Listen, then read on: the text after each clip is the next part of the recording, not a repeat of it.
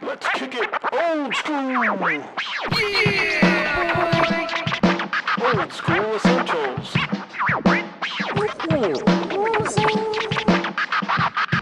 The further adventures of the Thunderous Fury. It is Old School Essentials, the further adventures of the Thunderous Fury, session 63. Time for the recap. We were having fun chats with Rurid Shankwall, the proprietor of the inn, the goat person proprietor of the inn that we were staying at. Karn, of course, is looking for an armorer, but there wasn't one there, so Karn decides early to bed, early to rise makes the paladin. It also makes a really boring guy because the rest of us had some fun that night. In any case, John Tor is crying over his food. Not that it's bad, but it's great because he lost his memory of the waste, so he forgot he stuffed himself to the gills on fishmen. And before that, his previous memory is literally eating gruel for a long time. So having decent food is making him so damn happy. Orion is working the crowd, telling them exactly how the ale and the tentacles that they are eating came to be in their plates. Clintock is working the crowd in a completely different way. He decides that Basil needs a little workout on his arms and riles the local dock workers up to do an arm wrestling challenge, with Clintock, of course, being the guy holding all the bets. Surprise, surprise, surprise. So Basil goes up against a couple of the local challengers, Edgar first, and then Darvin, and then Bruco, and manages, although it was very difficult for at least two out of the three, to best them all. Unfortunately, one of the guys had a 5 strength, so exactly how he even stood up at the table is questionable to start out with. I'm pretty sure every arm wrestling match, no matter how strong or weak the opponent was, I had bad rolls, and so Basil almost he played comeback kid. He almost lost every single one, and then managed to win out in the end. Yep. And of course, Clintock, because he loves pushing his luck, bets passage on a barge for the last bet, just to help us get around. And of course, he wins. About that time, Dockmaster Wiglow, who's apparently a big enough and angry enough woman for everybody, comes in and puts herself up.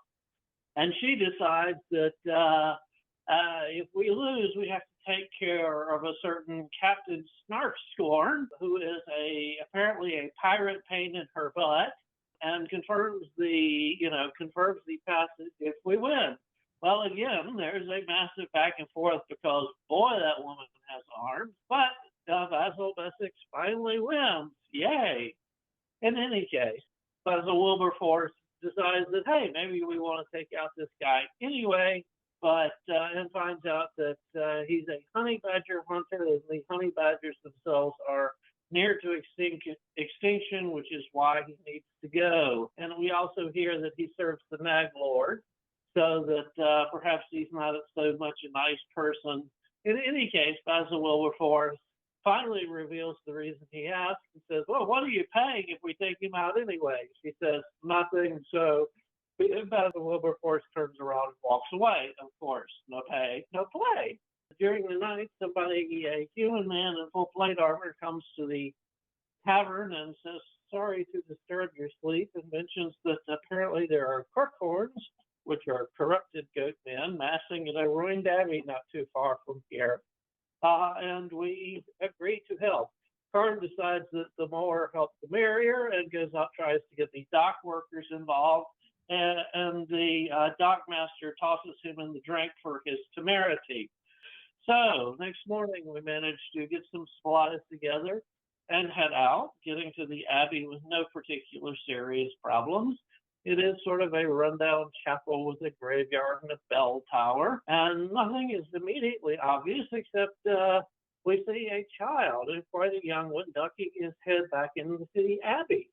as we were trying to figure that out, another child who is a bit older pops his head out of the grave and looks around, and our attention attracted to that direction allows us to see a crookhorn who is indeed about to attack the child. Everybody goes on the offense, and the first couple of hits take down a crookhorn, so it looks good until Felix looks around and finds 5 more sets of eyes looking at us from a completely different direction. So yay, we have lots of crookhorns surrounding us. Target-rich environment, that's the right word, right? Right. In any case, it actually goes all quite well. Some of the crookhorns are a little tougher than others, but most of them are fairly weak, and only one person, according to my notes, got injured at all. So, hey, yay, they're all down. Everything's fine and dandy. We manage to snag the older kid before he runs off and Clintock, being the silver-tongued, lying bastard. Sorry, silver-tongued. Lying. No, silver-tongued. Manages to get him to talk. And we find out there are more kids holed up in the chapel.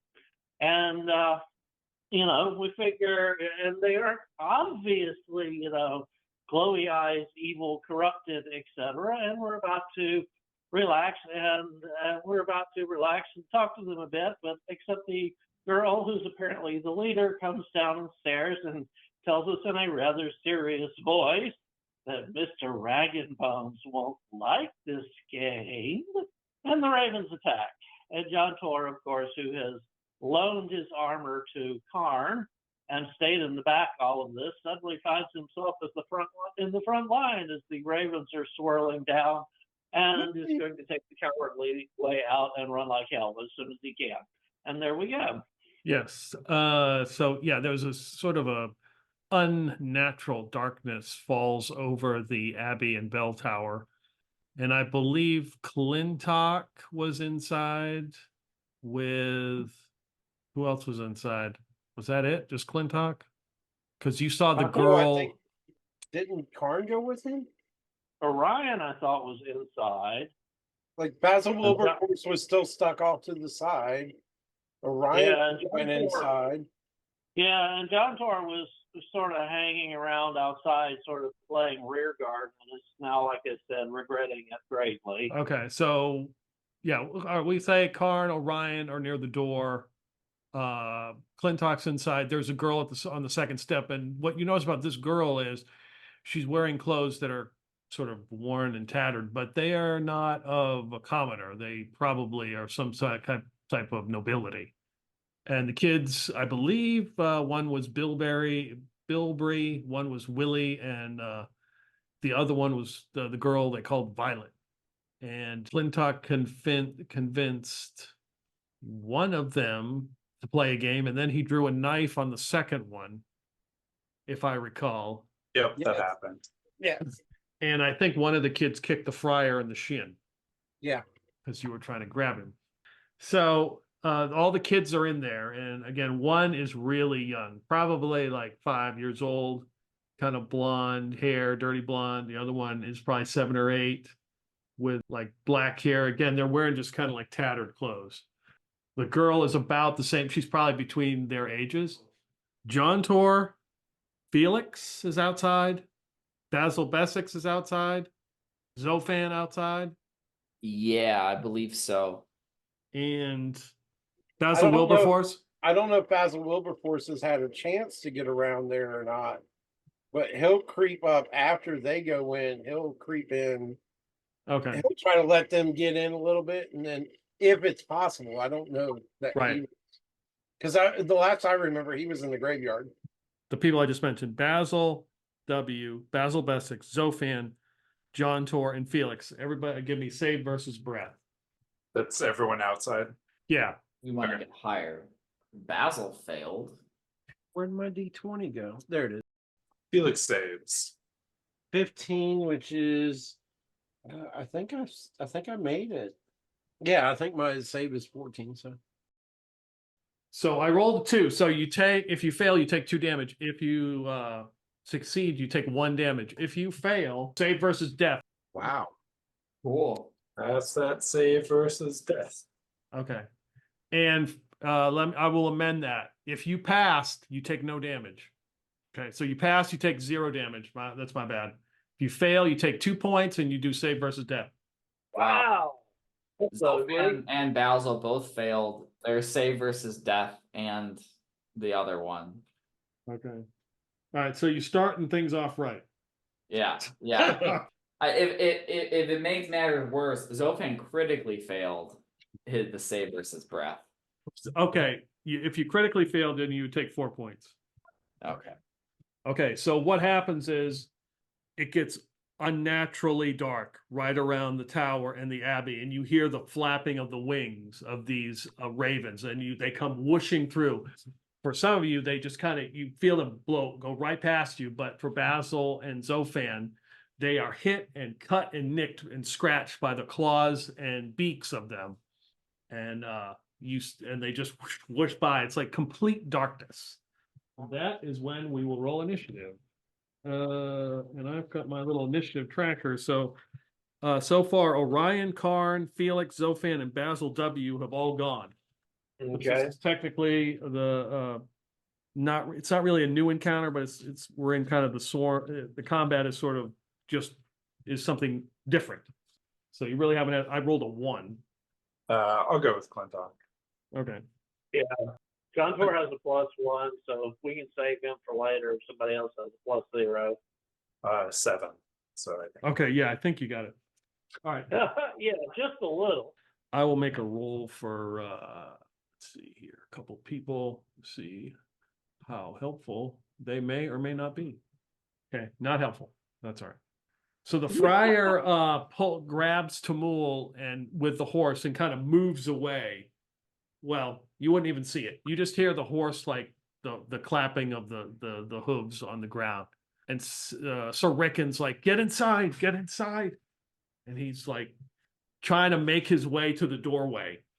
Okay. Does he seem to have trouble seeing?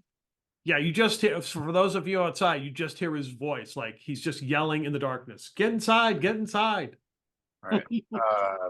Felix will try and like head towards the voice / the door as best as he can. And if he finds Rickon, he'll try and shuffle on in with him if he's having trouble. Give me a D6 roll. All right. 4. Yeah, if you're gonna try to make it inside, for those of you who are outside, give me a D6 roll. Okay. Do you consider Basil W to be outside or inside at this point? He is outside. All right. He got a 6. Okay. Contour goes 6. 3 and 4 for Zolfan and Basil. All right. So for those of you outside scrambling for the door, it's hard to see in the darkness. You don't seem to find the door.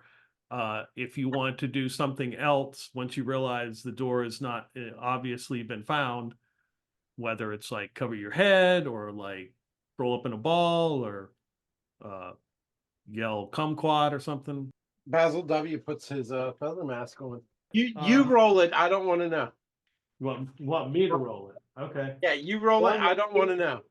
All right. One that keeps him from being noticed. Yeah. I rolled it. Let's see what it is. Okay. All right.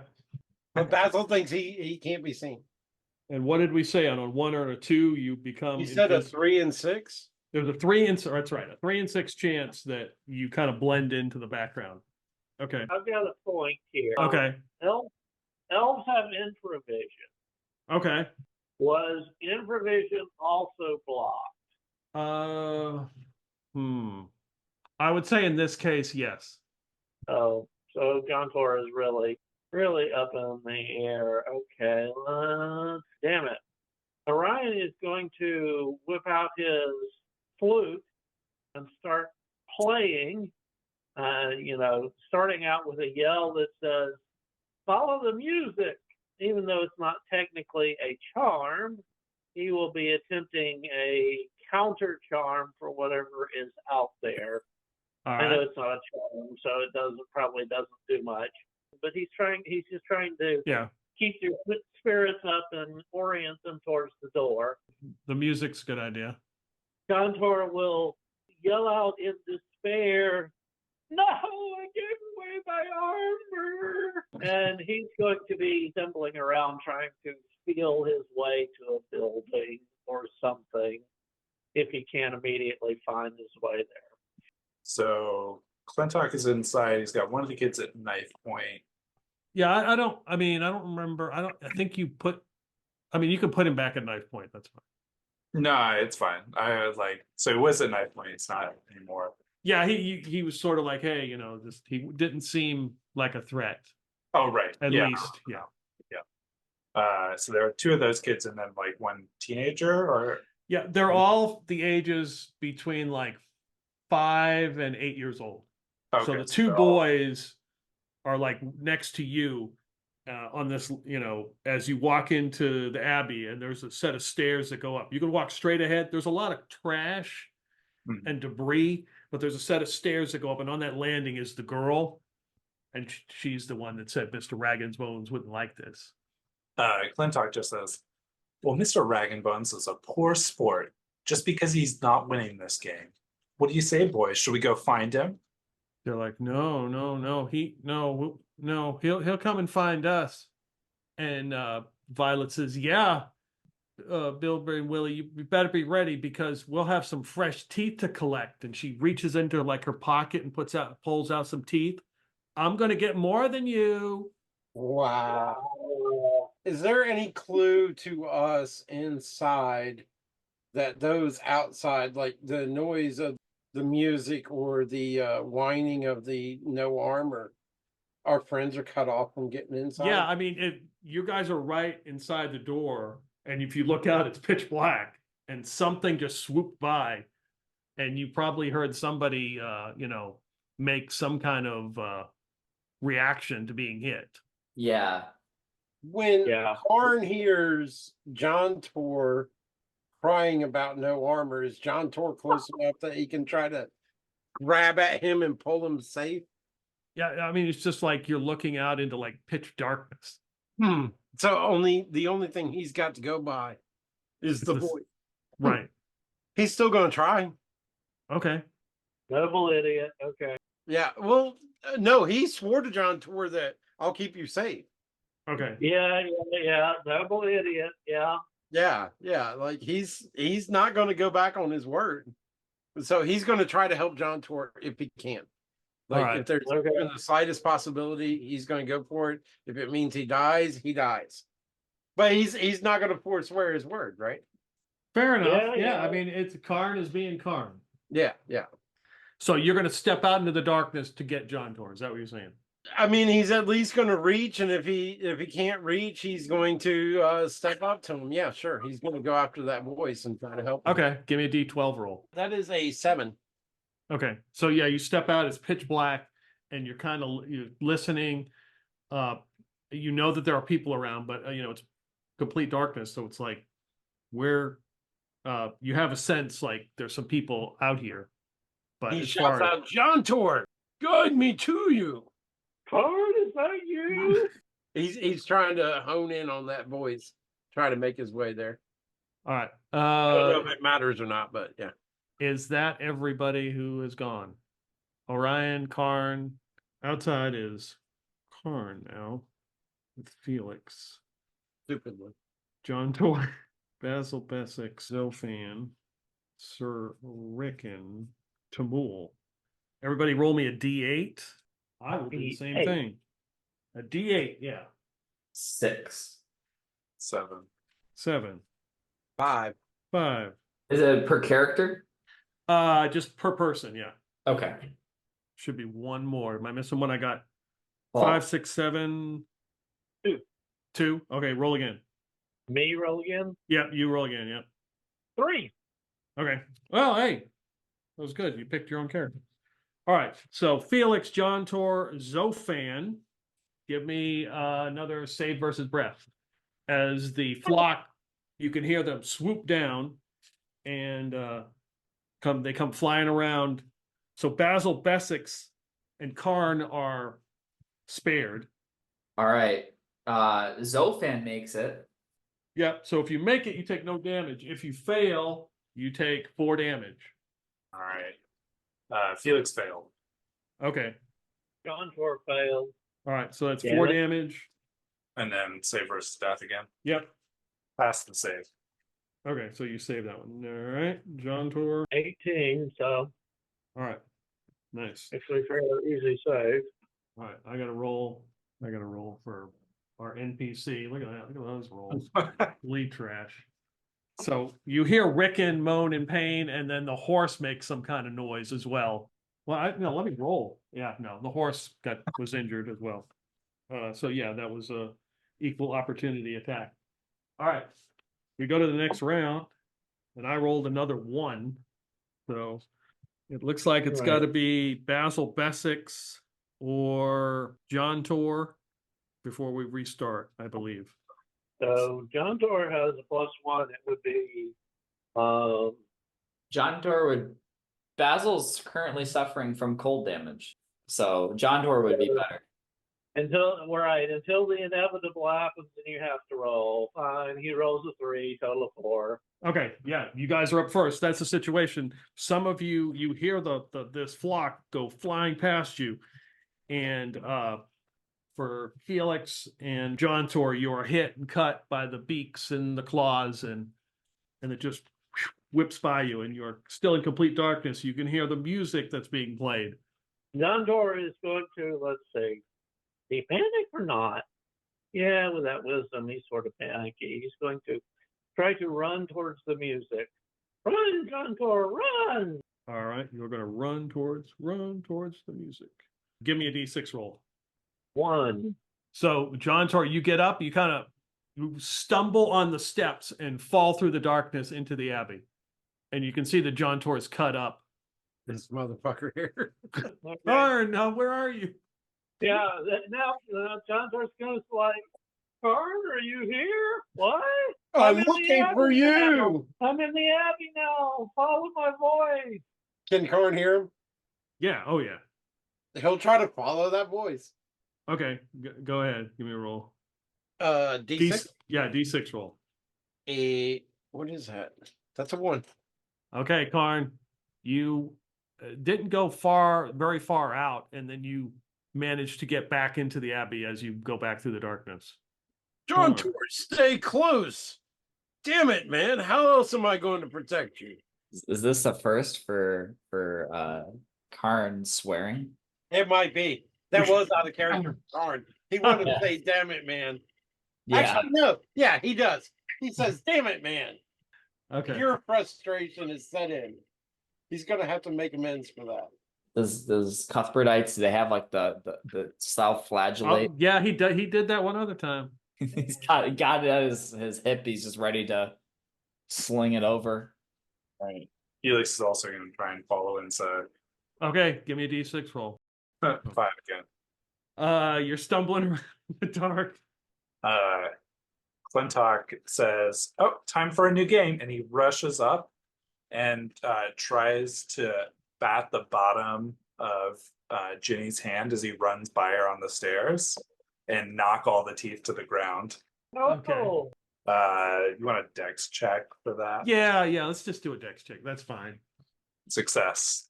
Jacked, but with teeth as he runs by. Yeah, she's like, oh, and then the two boys are like, oh, I'm gonna get those, and they scramble to like the stairs to like try to pick up the teeth. Those are mine. Those are mine. Right, and then I continue on up the staircase past. Okay. Yeah, you run up to the second floor, and you just come up. There's more piles of like broken furniture and stuff, and there's like a moldy old bed that you can see in the distance. It may or may not have bones laying in it. You're not sure. There's still more floors to go up, I assume.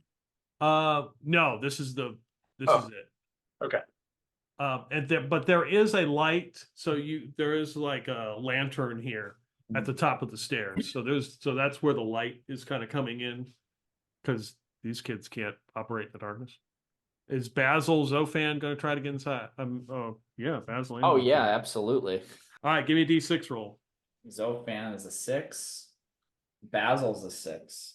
All right, the stumbling around in the dark, you are still out there. We're still out here, man. Are you doing anything in particular? Like, Basil Zofan? yeah. I mean, I know that you tried to find your way out, but you did not find your way out. Like, I will say, like, Sir Rickon, he says, put something over your head. If you have a shield, put it over your head. Get on the ground. You know what? Zofan is going to reach into his pouch or reach into his stores and feel around until he grabs hold of a bronzed pixie, and he's going to rub its shoulders so that he will start flying. Okay. Because maybe he can rise above the darkness. So this is 1d6 rounds, so that'll be 4 rounds. Okay, So that's good. That's a good roll. His feet will start to lift off, and what he will do is try to go straight up to see if there's an end to the darkness. So yeah, we'll say that you kind of stumble around, and then you do that and just kind of fly up, and then you are like right above. You can see the moon is out, shining onto the Abbey, but it stops. There's like this just dark, like a sphere almost, or whatever, that's just covered the whole front. Does it cover the entire building? No, it just covers the front of the building. Okay. So maybe not this turn, but next turn, Zofan would try to maybe get in one of the windows, like breaking the second floor. You know, he doesn't know Clintock's up there, but maybe he can meet up with him. Right. Basil, on the other hand, he's just going to be punching the air. I mean, that's his modus operandi. So he's just going to try to make contact with whatever is coming his way. Karn knows everything's dark outside of there, right? Yeah, Karn, he's singing a hymn to Cuthbert loudly, trying to guide his companions into the doorway. Yeah. Guide or drive them away? Oh, never mind. Come and see the lights. I don't know what Basil W is doing, but I might make Basil Bessex just turn away. He's like, oh, maybe I should go the other way. Yeah, where is Basil W? He's still outside, isn't he? I think he's still outside, right? Yep. What's he doing? Well, I guess he's trying to make his way inside. Yeah, give me a D6 roll. He is a thief, correct? He is a thief. Okay. That's a 5. The odds were in your favor. Unfortunately, you hear the singing. It could. You're not sure if this is an animal dying. Maybe you want to stay away from that. But you do not find the entrance to the Abbey. I mean, it sounds like, one of the Gregorian chants, right? I'm sure in Karn's mind it does. Hey, he's got a high charisma. He's probably got a decent singing voice. Well, yeah, maybe. I mean, the subject matter might suck, but it probably sounds decent. All right, so now Zofan is above the darkness. Out in the darkness is Felix, Basil Bessex, Sir Rickon, the horse, Tamul, and Basil W. Okay, so that's still everybody. Give me a D6 roll. Believe it is everybody outside. Yeah, everybody out. No, not everybody. Just one per person. I got a 5. I got a 1. 3, 4, 2. 1, 2, 5, 6. 6. Okay, good. There were no repeats, except for me. 3. Well, it could be good news. The horse is spared this time. So Felix, Basil Bessex, and Basil Wilberforce. Give me that save versus breath. Save versus breath. Which means they can see him. Aha. That might pass. 17, baby. I forgot. Is it greater than or equal to, or is it greater than for saves? Saves is equal to or greater than. If you're rolling under an ability score, it's roll under ability score. Gotcha. So Basil makes it. He rolled on the die. Okay, good. Basil W definitely made it. Wow. Tamul rolls a natural 20. Nice. Woo! Man, Tamul, making strides. And with that, I will say, you hear this voice like, get off of me, get off of me. And Tamul comes stumbling through the Abbey. Did anyone fail? I guess everybody passed. Surprisingly. Yes. And it is the next round. 1, 2, 3, 4, 5, 6, 7. So this will be Basil Bessex I'm going against, and I rolled a 6. Isn't even worth rolling. Yeah, I got a 1. So yeah, it wasn't even worth rolling. Because that's yeah, you go first. Oh, okay. You let me go first. No, I mean I rolled a 1, so I know I'm being fun. It's got you guys in darkness and you can't see nothing, but yeah, it will make another attack. So everybody roll the D6 once more, each person. I rolled a 3, so if you roll a 3, roll it again. got a 6. 6. If you rolled a 3, roll again. I can't have the same two numbers, so a 3 and a 6 so far. 4. 4, okay. 2, 2, 4. 3. Oh, need another one. I need a 1 or a 5. You got a 1 that time. Okay. So, well, actually, that makes perfect sense because Tumul has escaped. So Felix, Basil Wilberforce, the same deal. Make that roll. Fails. Oh, so Rickon passes. I failed. Okay. Felix saves. 3 damage. -3 to Basil Wilberforce. Yep. And if you fail, save versus death. All right, saved her. And I'm pretty sure I failed. Save versus death is barely failed. I failed. Okay. Basil got a nat 20 on that save versus death. So he failed, took the raven damage, but Okay. The save versus breath is basically the ravens attacking you. right. So that's just the damage. So what's so- the death save? It's a D4 of damage plus something else, and that's the save versus death. Gotcha. So you get 2 saves. Basil Wilberforce failed the save versus death. Gotcha. Okay. And Basil Bessex failed, but he passed the save versus death. You critically passed. Okay, crit. I will put that in there. All right. Okay, so again, these ravens come swooping around, attacking you. The people in the abbey, you can hear them like whooshing by, people yelling. The horse is not doing very good either, as you can hear it. It is making horse noises. You guys are up. Damn. Basil's gonna try to get in. Like he's gonna try to get the hell out of here. So Basil Bessex. Yeah. Okay, so we've got Orion is playing music. Anybody else doing anything? Karn is still singing. Karn is singing. Oh, Karn is singing. Okay, all right. So that increases your chances. Yeah, he got a 1.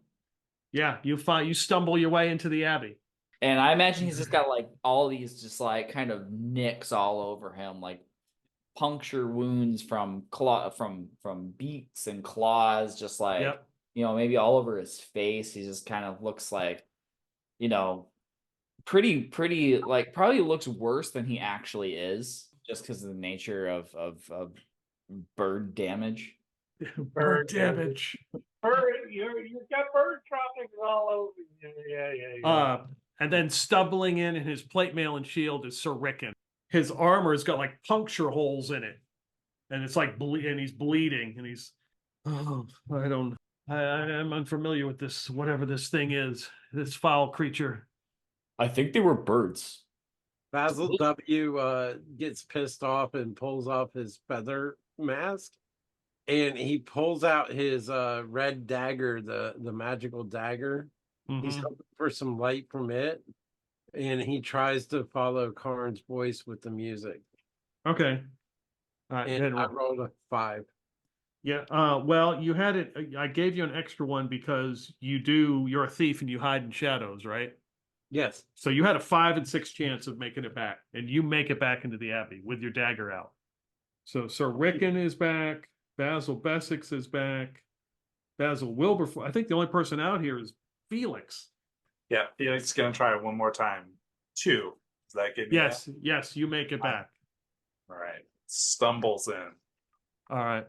And if he glances around and notices everybody else is in, he's gonna try and close the door behind him. Yes, you can close the door behind you. Yes, and you see that there are 3 kids. You all see 3 kids, all in. They look like urchins. They're all scrambling on the stairs, picking up something.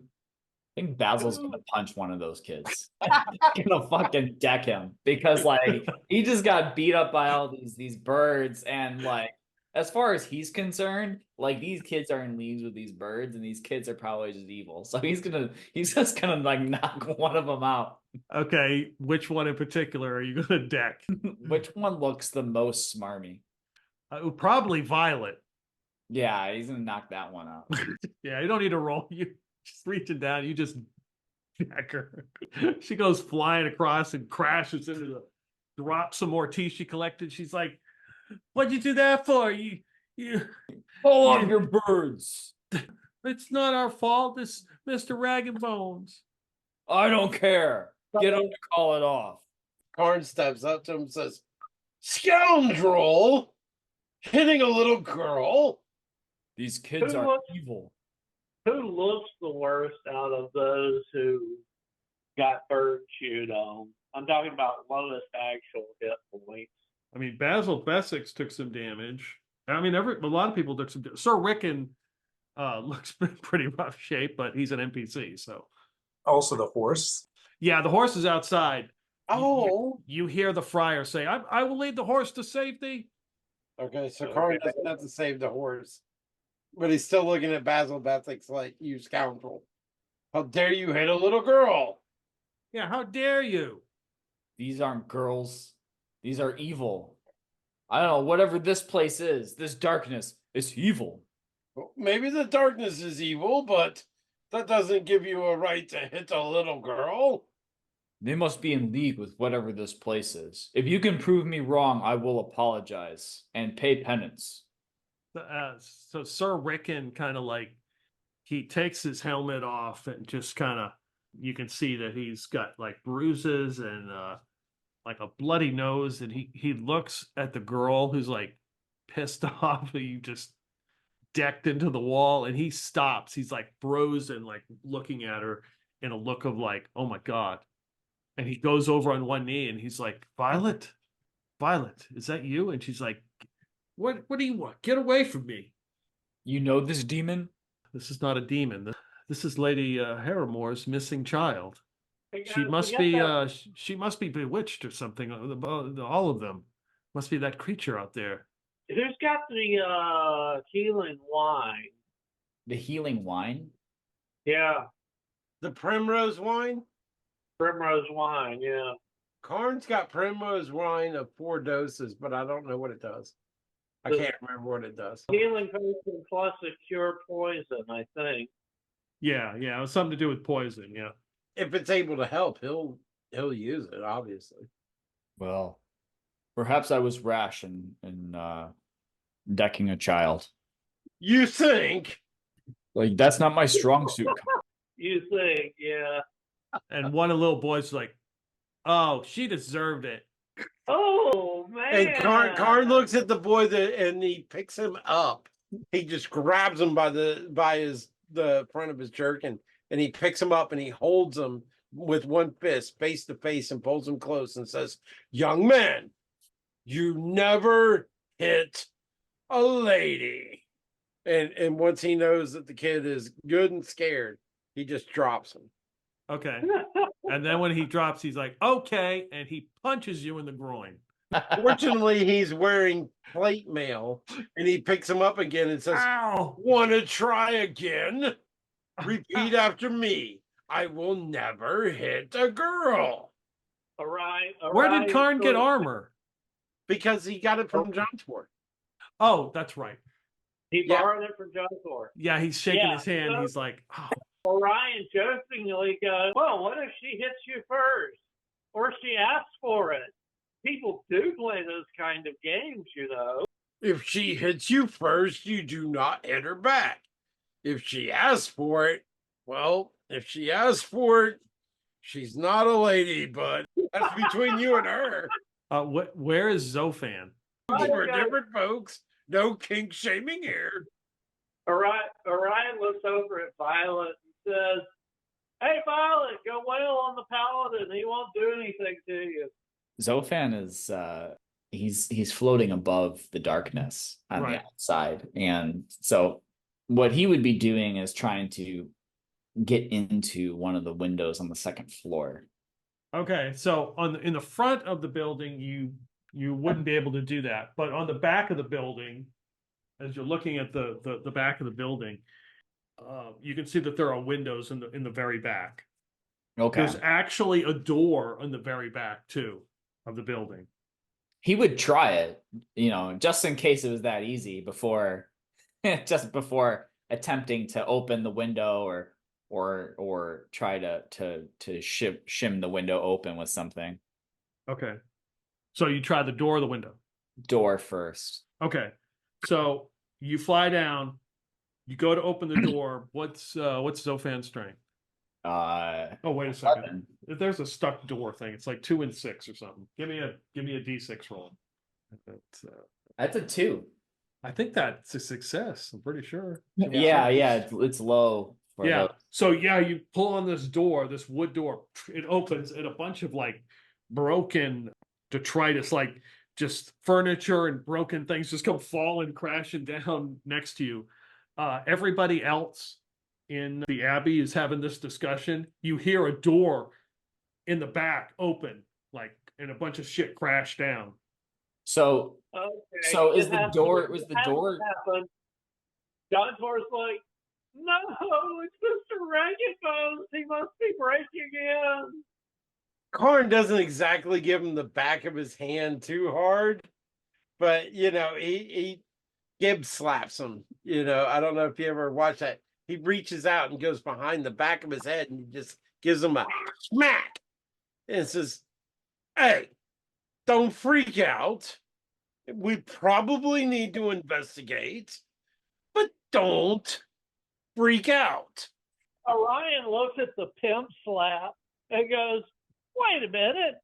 I'm supposed to be the one doing that, and whacks him again.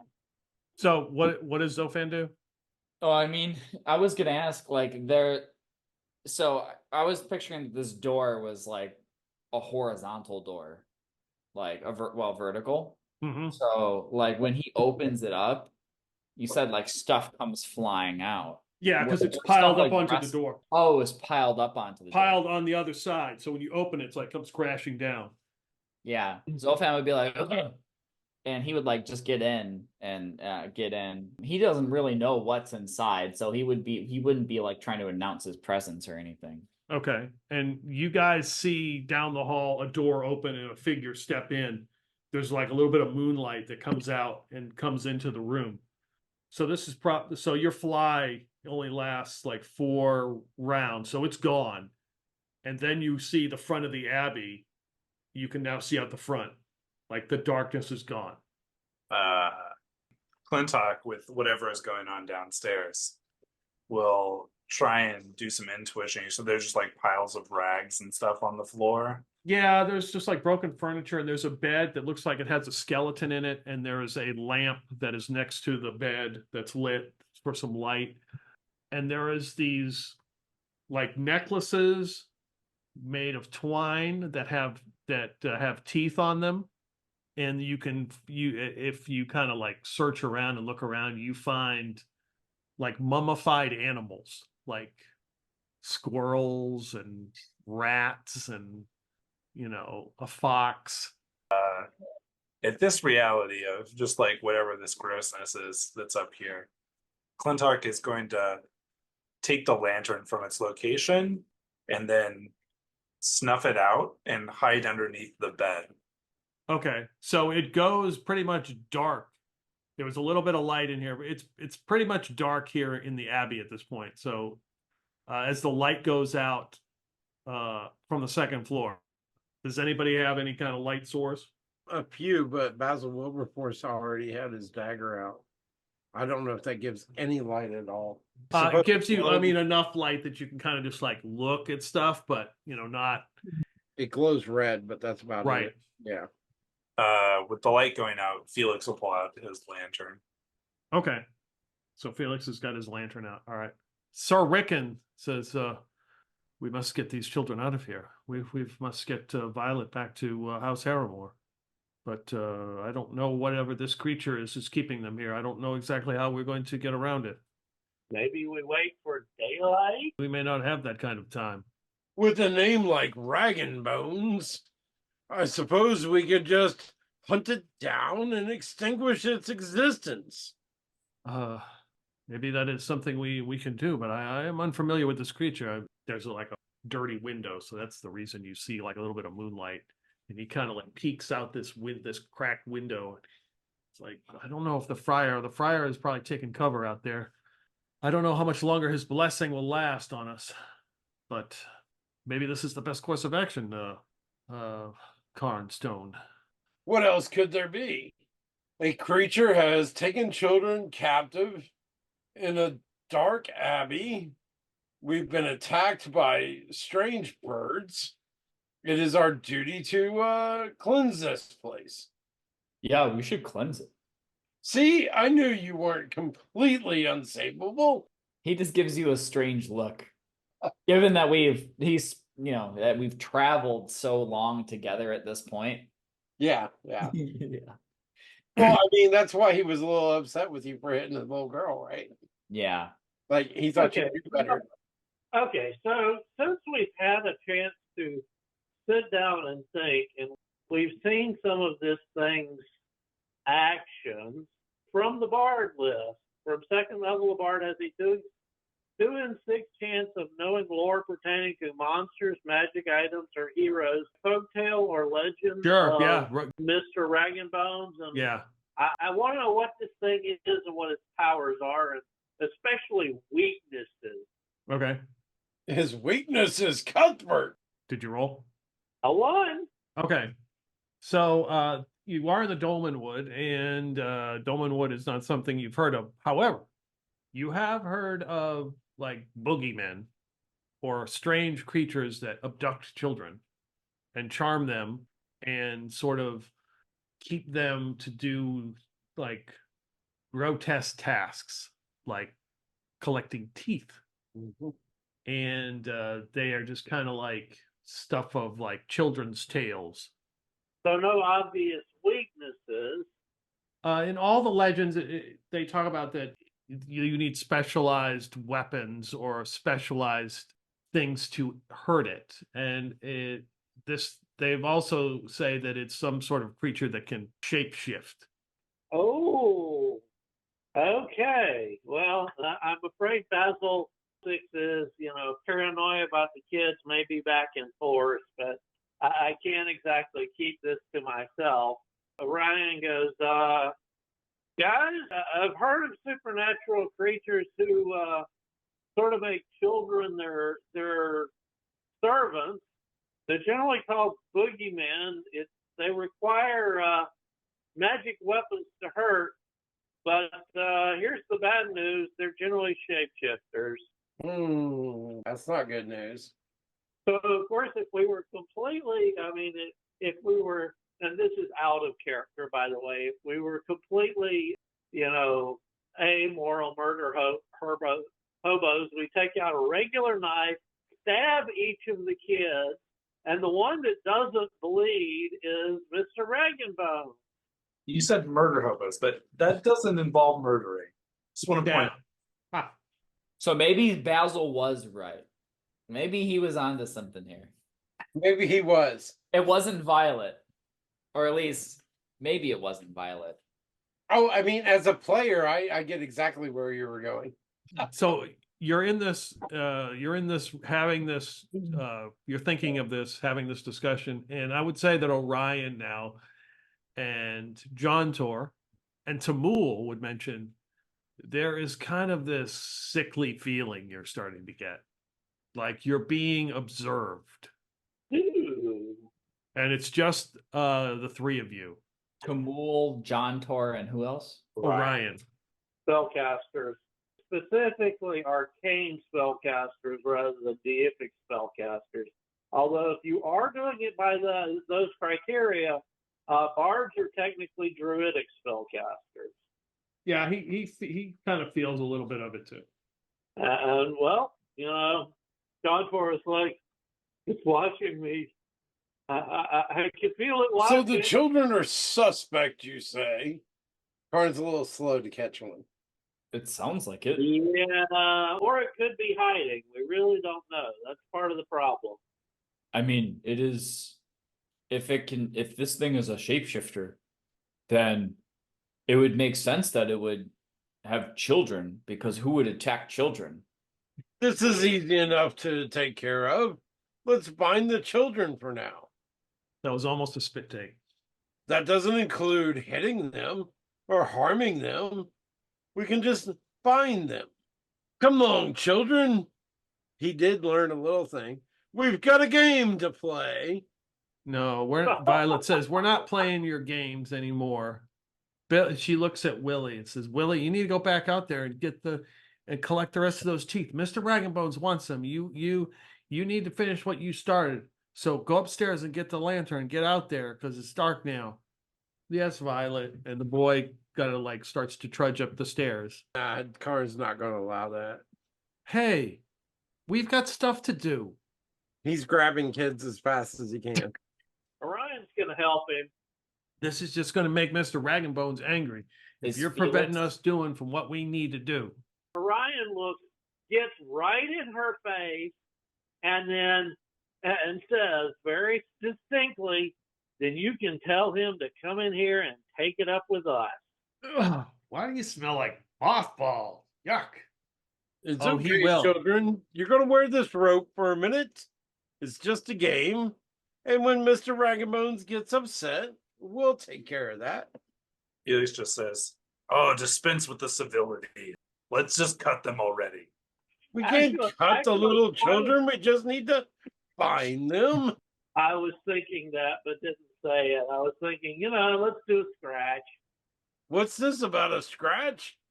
See if they bleed. Oh, nonsense, little kids. We'll just tie you up. Oh, like that's any better. Wait a moment. Don't you have holy water? Of course. Just throw some on them. Or make them drink it. That would be entertaining. I think Karn's got some. I'm not sure. Nope. No holy water. No holy water. Can he make holy water? If Basil for some reason started praying to Cuthbert, could he turn his sweat into holy water? Like before matches? That's what I was wondering is can a paladin make holy water? Yeah. I feel like that would be a thing. If not, like I can see it from a cleric, but I mean, when he hits 4th level, isn't he getting close to like 1st level or 2nd level cleric anyway? Like, all right, one turn has passed. I'm keeping track of it, so in case, just for lantern oil and stuff like that. So, are you tying the kids up? Karn's working on tying the kids up, as long as nobody's. I'm not seeing better ideas here. All right, so Rickon hears about like stabbing them, or he assists you because he doesn't want to hurt these kids. So he will. He's like, it's for your own good children. It's like he's wrestling with them. Felix will help with that. And as Sir Rickon is doing that, he's taken his helmet off and laid it down. He's helping, and he's like, and then you see a big, like slump of hair like on his blonde head come flopping off and land on the ground. That might get a little attention. Dude, you're not looking so good there. Oh, well, and he kind of looks at his hair. I hope that grows back. Well, those crookhorns sometimes can spread mange, so I may have contracted it when in the fight with them. But Basil Wilberforce looks at him and looks to see if there's any blood there. Oh, is Sir Rickon like? Yeah, he's definitely bleeding. He was bleeding before. He had a bloody nose. But the hair that falls out just like a clump of hair. Yeah, it just like slips right off. He's got like a ball patch in his head now. That's weird. Basil Wilberforce is staying behind him, surreptitiously. All right. Once they get all the kids' tied up, Karn says, if you want to, scratch them to see if they bleed, that wouldn't hurt them. It's not like punching them or stabbing them, is it? Depends on how hard you scratch, I guess. Children scratch themselves all the time. Is that what they call it? Well, Karn is okay with this. He's not wanting to watch you punch a child. He doesn't want to watch you stab the child. But take the tip of a dagger and scratch them, it's a different thing. Orion is going to be the ultimate pragmatist and go do the task.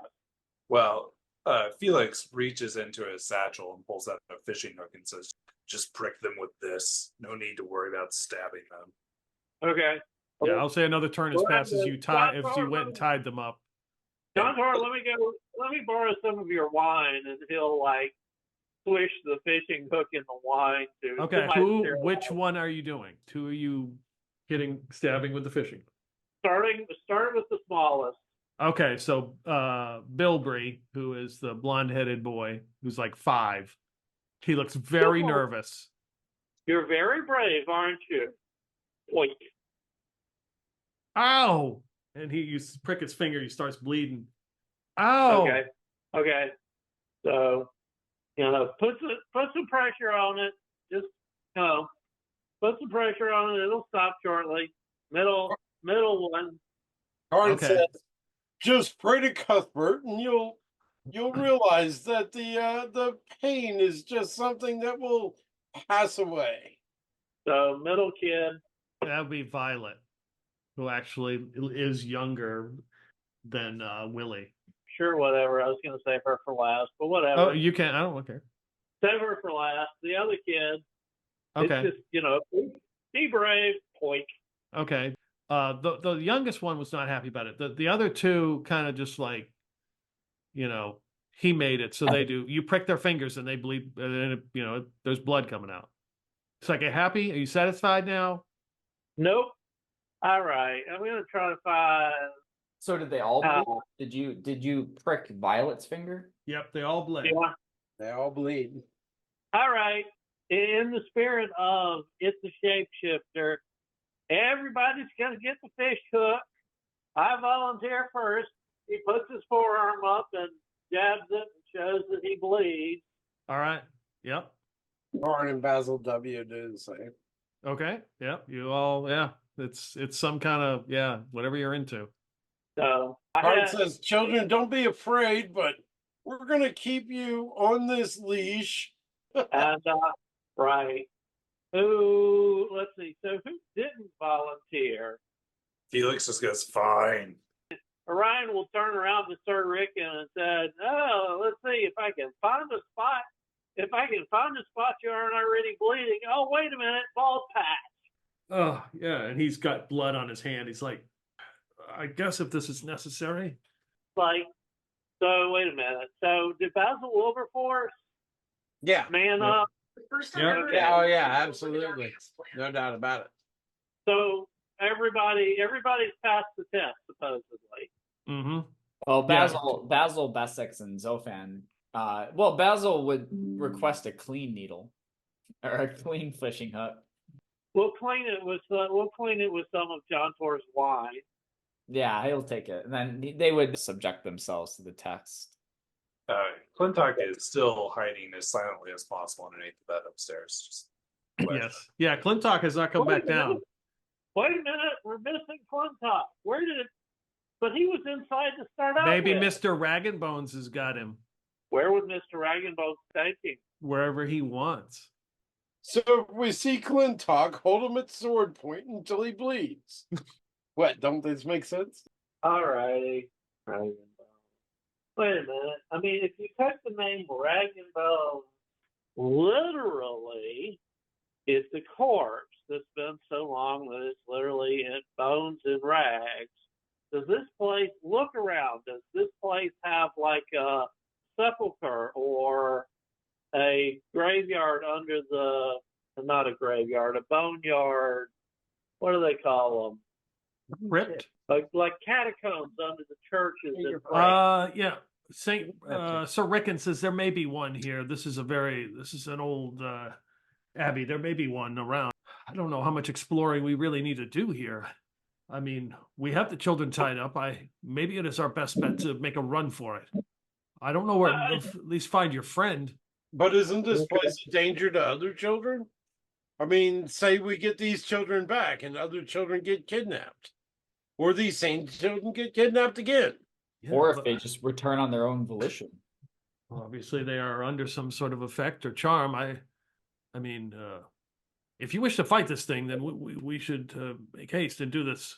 We shouldn't wait around here any longer. The longer we wait, the more it has time to plot and plan, and the night is young. The later it gets, the more danger we're in. Then let's not mince words. Let's start punching these kids. No, we're beyond that, Matt. I'd say that Basil still doesn't trust Violet.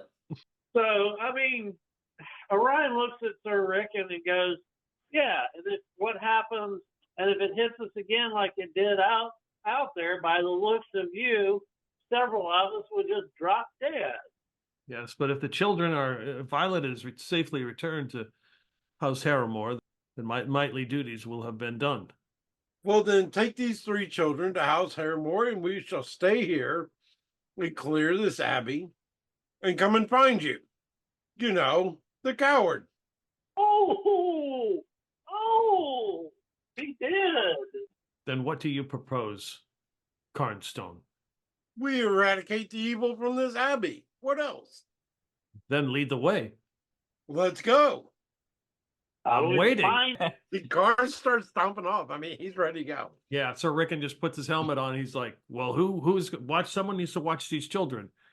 Someone needs to go upstairs and find your friend as well. And if they step out of line, who's watching them? Basil. Oh, great. Orion will wander up and see if he can't figure out where Clintock ends up. All right, so Orion is going upstairs. Yeah. Okay. Karn is stomping off into some direction, apparently down the hall, right? Well, he's hoping to lead everybody. Okay. So, if we're hearing noises from upstairs, we'll go investigate that first. If you're actively listening, then give me a D6 roll. Basil probably is. Probably the person needs to do it. He got a 6. Okay. You hear the wind and the creaking and moaning of the abbey. Yep. So, I mean, I get upstairs. Is Clintock actually hiding? Do we have to make some sort of opposing? Okay, so Orion, you head upstairs. Do you have a light source? Yeah, I've got my own lantern. Okay, so you take your lantern out and you walk upstairs. There's like a bed with a skeleton laying in it and some just trash. You find some bones that are strung with twine and mummified corpses of animals.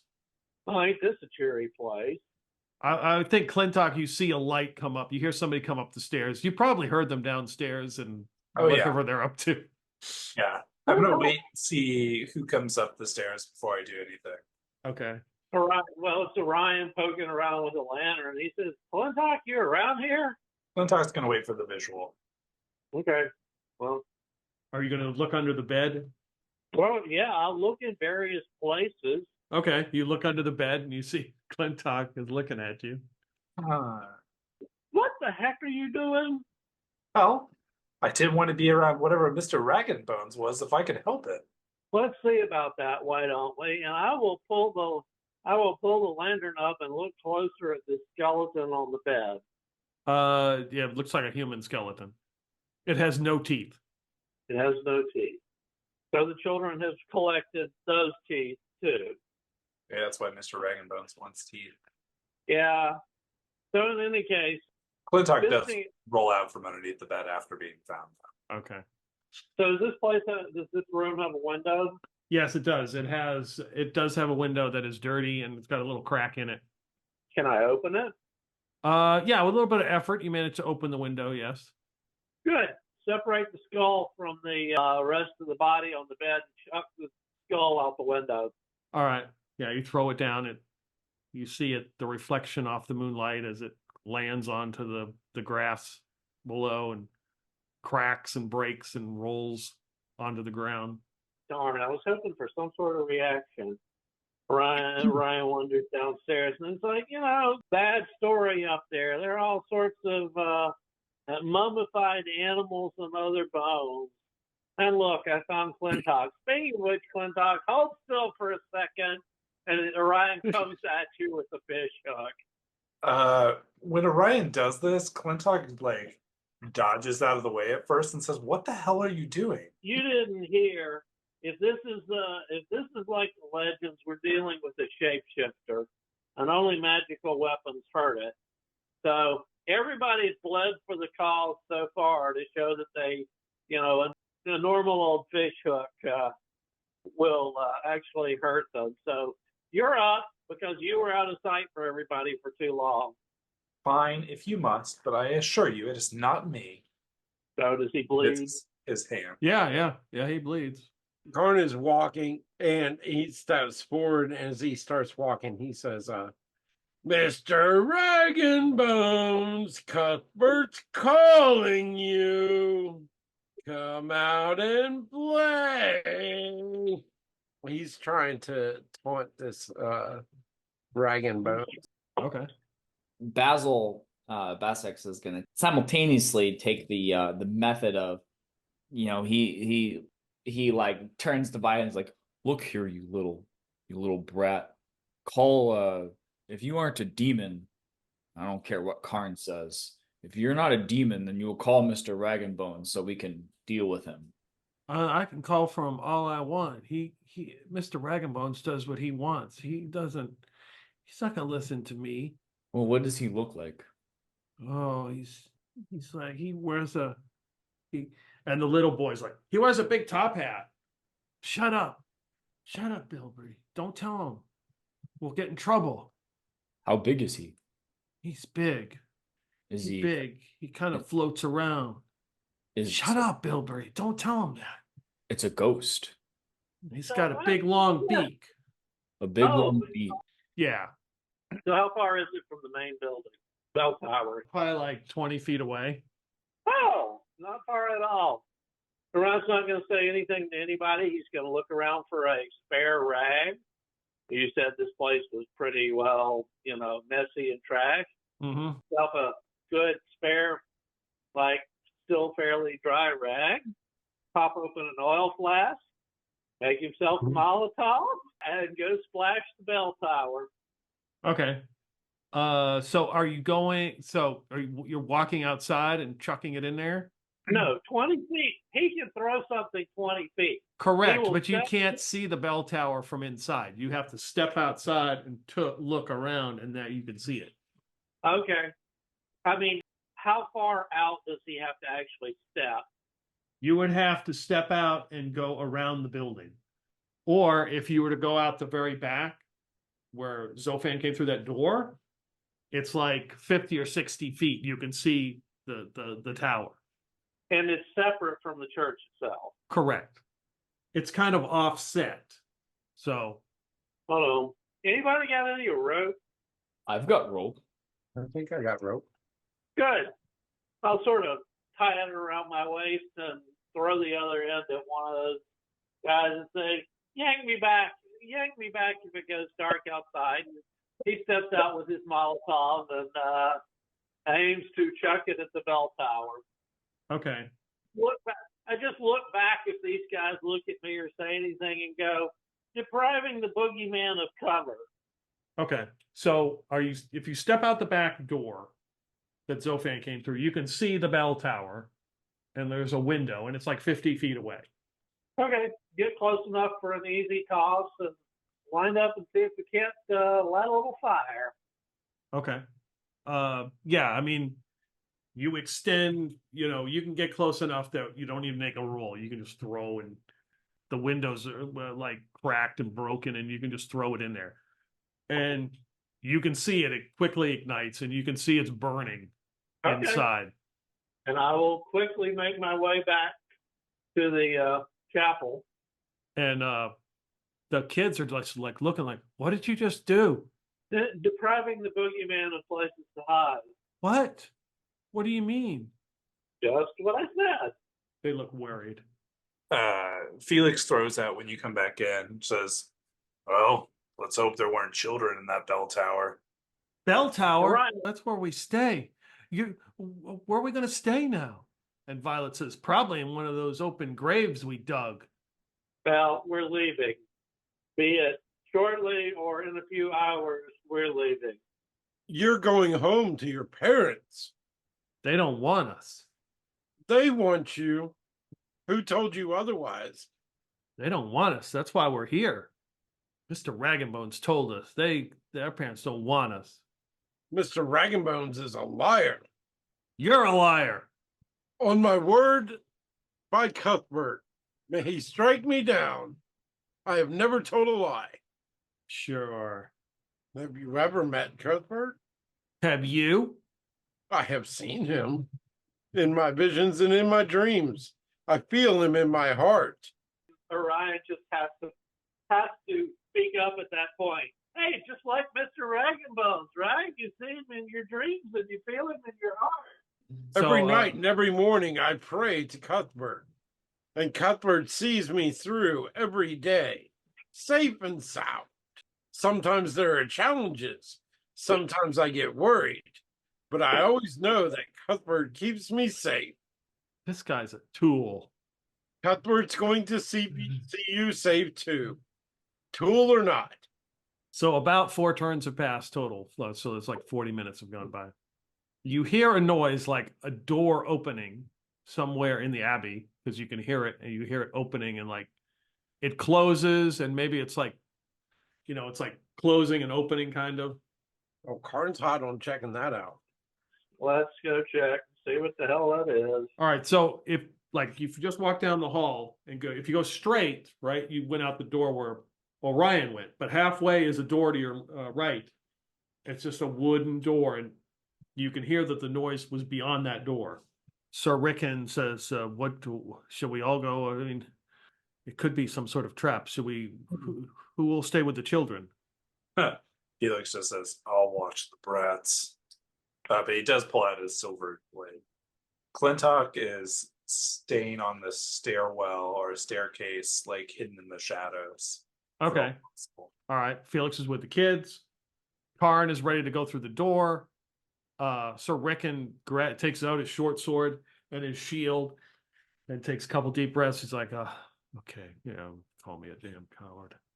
And starts to fall in behind Got him, didn't they? fall in behind Karn.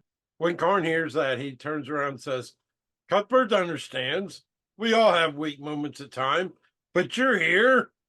You're no coward. Let's go. And you hear Violet say, oh no, he called you a coward. I heard it. That sounds like a lie. I did call him a coward. It's called goading. All right, so Karn and Sir Rickon are headed through the door. And who's following? Basil will back him up. Basil Bessick. Yeah, the kids are relieved to see you leave. They're like, oh, thank God. And he'll say, don't worry. Felix is even better. Felix just lets out a deep laugh.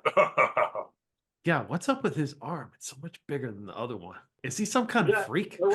Orion will look back at John Tor and say, you stay here and help watch the kids. You don't have a magic weapon. I don't think a sleep spell is going to work on Mr. Wagonbow. But Orion has his silver spear, so we can at least hope. Okay. Zopan's going to stay back. All right. He's going to, trying to get into a position where he could spring into action. Okay. So far it's Karn, Sir Rickon, Basil Bessick, and is Zofan waiting? He's going to wait behind them as they go in? Yeah. He's waiting down the hall. Okay. You're in that hallway. All right. And a little bit behind him is Basil W. Yes. Okay. All right. So the group going through the door is going to need a light source since it's going to be dark. Sir Rickon will light a torch, and he's right behind you, Karn, and he's got his torch in one hand, his sword in the other.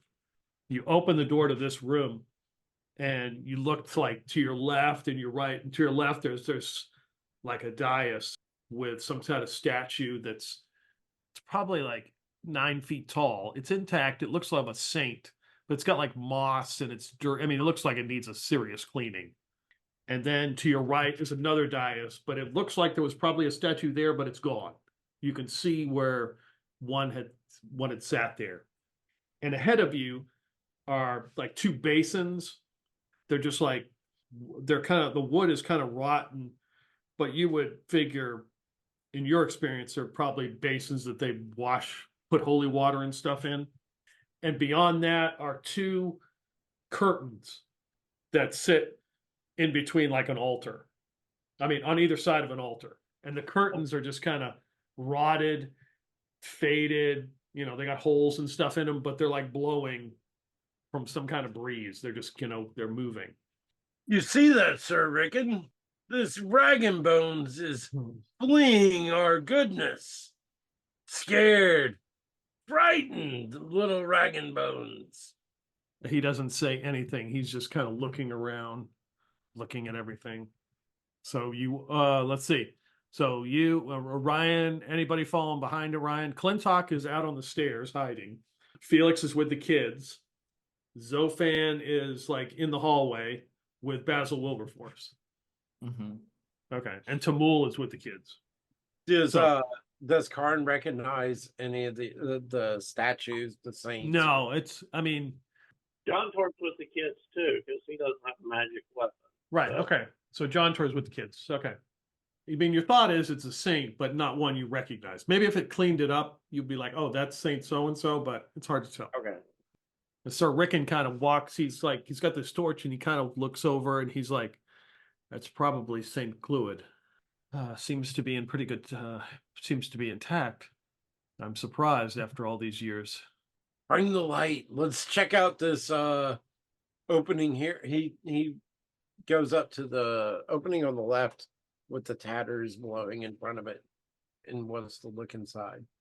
Okay, so yeah, you got like two curtains on either side. There's like an altar. Okay. He goes to the left first. So yeah, you walk to like the left and there's like a basin where you can see there was once water, probably where they washed, but it's kind of rusted.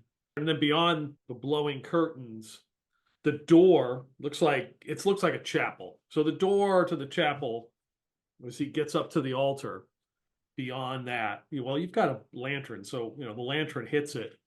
Like 30 feet away is the door. The double doors are just kind of blowing in the breeze, just slamming against the side. And there are pews. Some have fallen over. And kind of stepping out of the shadows comes a figure with like a top hat and a long beak.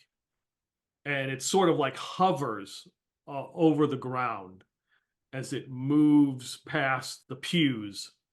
And it looks like it's got a cloak of maybe feathers, as like feathers are wisping away from it, but they sort of just like disappear. They never really land on the ground. And you can see as it's getting closer, its eyes are kind of red under, it's got like black holes, and it's you can see the red, and it just kind of drips constantly as it sort of drifts towards you. Well, that's enough for Karn. Okay. So are you going to rush it and attack it? Oh, yeah. Okay, let's roll initiative. Let's get this on here. All right, so Yeah. It's just going in for the hug. Thank you, Karn. You want Karn to roll first? I okay. think that's fitting. Yeah. He got a 4 + 1, 5. Karn rolls. Okay. Now, he had a -2 to Cole leaving Vulgar. So how many days has it been since we left Vulgar? This is that night. That night. So he's still got a -2. Okay. So 3. Yeah, you beat me. You're up. Okay. He's not hesitating. He's going in for the attack. Okay, roll an attack. Go for it. Oh, nat 20. Nat Whoa. 20. All right. -2. So 18. No, a nat 20 is a nat 20, whether you're Okay. -10 or not, no matter. All right, Next will be a nat 1, so it'll be fine. what weapon are you using? His Hemadiah sword. Okay. All right. Hopefully that works. 8 points of damage plus the roll. 3. Okay. 11 points of damage. Roll a D100. That is 79. Okay. So you run up there and hack into this thing. And as you hit it, you cut into it and pieces of it just kind of like dissipate, like feathers go everywhere. They just vanish. And you see it makes no reaction. It looks straight at you, but a shadow of itself pops out and just screams. It doesn't, it opens its beak, but no noise, sound comes out. And then the shadow just moves right back into it. Ooh. Okay, that was freaky. Cuthbert shall have you. Basil's gonna pull out the rabbit flag Okay. and deploy the standard. All right. So he plants it in the ground and it just happens to stick there. And it unfurls. And whoever is in view of it feels inspired. Nice. Okay, yeah, so you're following along. Yeah, so the three of them would definitely get that. Yeah, you get a +2 Okay. to rolls. Well, Ryan's gonna see if it's just magic or silver will work too. He'll wander up and try to stick it with a spear. The blessing from the friar is still in effect because an hour has not passed. So I need to add 2 more points of damage. So you get a +1 to attack and damage. So Oh, cool. yeah, I rolled an 18 plus. that's a hit. Yeah, and that's before the +2. Hold on, let me roll damage. Well, it's a good thing I got pluses because the roll was a 2. So 2 plus whatever the additional bonuses are. Does it look like the spear, since it's not a magic spear, but it is a silver spear, does it look like it does anything? Yeah, it does. Yeah, it looks like it damages him. Okay. The pieces of him just kind of dissipate away. Ryan will call out and say, "Silver works." All right. So Orion, Basil, best 6 wins, Karn, and Sir Rickon. Okay. He will attack. That was a 13. I don't think he has a bonus. No, he doesn't. But he gets a +1 from the bless.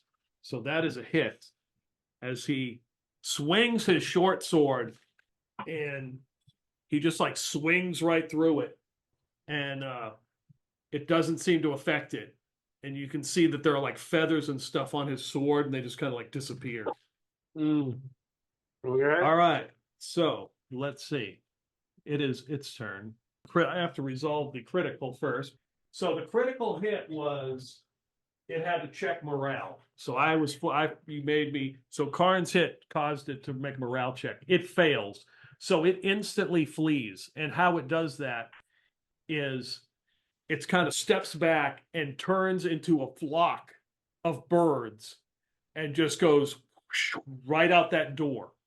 Oh shit. Hey, get back here! Fight like a bird! Yeah, go lay an egg. Karn's not the most creative guy on earth. You did it, Karn. You scared away the evil. That thing was clearly. Did you see that? It had like blood dripping from its eyes. That was not me. That was Cuthbert that frightened it away. Whatever. Should we chase it? I mean, it's gonna keep coming back. Is chasing a possibility? I mean, yeah, you could run out the door after it. Oh, well, then that conversation never happened because Karn's hot on its heels. Okay. So you run out the steps of the chapel. You run outside. Is anyone following Karn? Everybody following it? Yeah, he follows. Basil's gonna make sure to take his standard. Got to make sure Clewyd doesn't, get in too much trouble. Yeah, so you run outside, and the moonlight is shining down, and run around the side of the building, and you can see that there's the graveyard there, and you look up into the bell tower, and you can see all the birds collected at the top of the bell tower as the smoke is billowing up from the first floor. Is there any way that Karn can get at it? Yeah, there's an entrance to the bell tower. The problem is the first floor is on fire. Wonder how that happened. You guys saw me do it. Can he use a rope to climb the outside? Do you have a grappling hook? Basil does, I think. Basil W does have a grappling hook. So does Zofan. Yeah, the acrobat and the thief. Oh, Thief's got climb sheer surfaces. Yeah. And so does so does the acrobat. Sheer surfaces. Basil would suggest, well, maybe we should go see if Zofan can climb up that thing. And take me with him. Okay. Well, now we know it is the damn birds. I thought it was maybe imitating a person. I stuck everybody for no good reason. Oh well. It worked. We were doing our best. So like Basil would head back through the way they came back into the hallway and say, Zofan, there's a raven thing creature with a top hat. He went up into the bell tower. To translate from muscle, Mr. Rag'n'Bones can shapeshift into a flock of ravens, and that's probably what attacked us. It's currently perched at the top of the bell tower after Karn did a hell of a hit and managed to drive it off the first time. If Clintark overhears this, he will come down the stairs and head out the door. Okay. I think I could help get to the top at least and see if we can shake this crow from its roost. Hart runs down and gets outside the bell tower. He sees the fire inside, steps back, looks up. Cuthbert, aid me to get up there. He's going to wait basically for somebody to come along with a grappling hook or somebody to get up there. Yeah, or Zofan would throw. He has a grappling hook, and so he would. I mean, how tall is the bell tower? Is it like within throwing range, or would it be better to try to just get up closer so you can affix a line and drop It's it? probably like 50 feet tall. Close and then drop a line probably makes more sense. Yeah. So he's not flying anymore, but too many rounds have passed for that. But he's going to attempt to scale the side. Is there does it look like it is scalable? Is it broken up enough that he could? Yeah. You can. Yeah, if that's what you're going to do, you can do that. You can make that roll. Yeah. All right. Clintark is also going to try and do that. Silver dagger in hand. Okay. Climb sheer surfaces. Zofan is Clintark managed to do that. it's level 5, which means that I need to get a 90 below a 91. Yeah. So he makes it. You find a spot. You climbing up. You can look inside. You kind of see in a window of the bell tower on the first floor. You can see stuff is burning and smoke's coming out the windows as you're climbing up. You climb up to the second floor. The birds are kind of making all kinds of noise up here on the third floor on the bell tower. Come to the second floor. So for both of you, you would see the windows are kind of open, and you look in and you can see all these strings that are been tied, and they have bells, and there are all these little squirrels and bunnies and chipmunks that are all hanging on, bobbing. They've all been stuffed, and they all have teeth that have been glued onto their faces, where their mouths are. Crazy ass bastard. Zofan is like, well, there's nothing I can do about that. Maybe this place should burn. Clintark just keeps climbing up. All right, and you are in moonlight, so okay, and that's when we will roll initiative again, because the birds will attempt to attack you. Karn's going to start climbing up too. Once there's a rope down. Okay. Clintark can roll initiative for 4.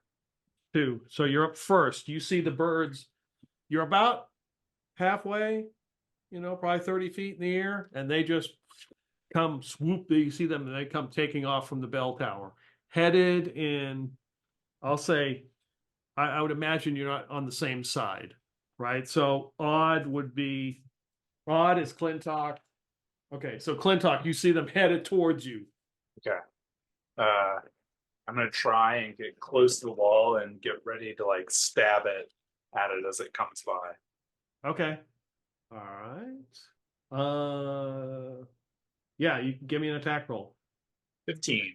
So you go to stab at them, and they just kind of all go around. Give me a save versus breath. Success.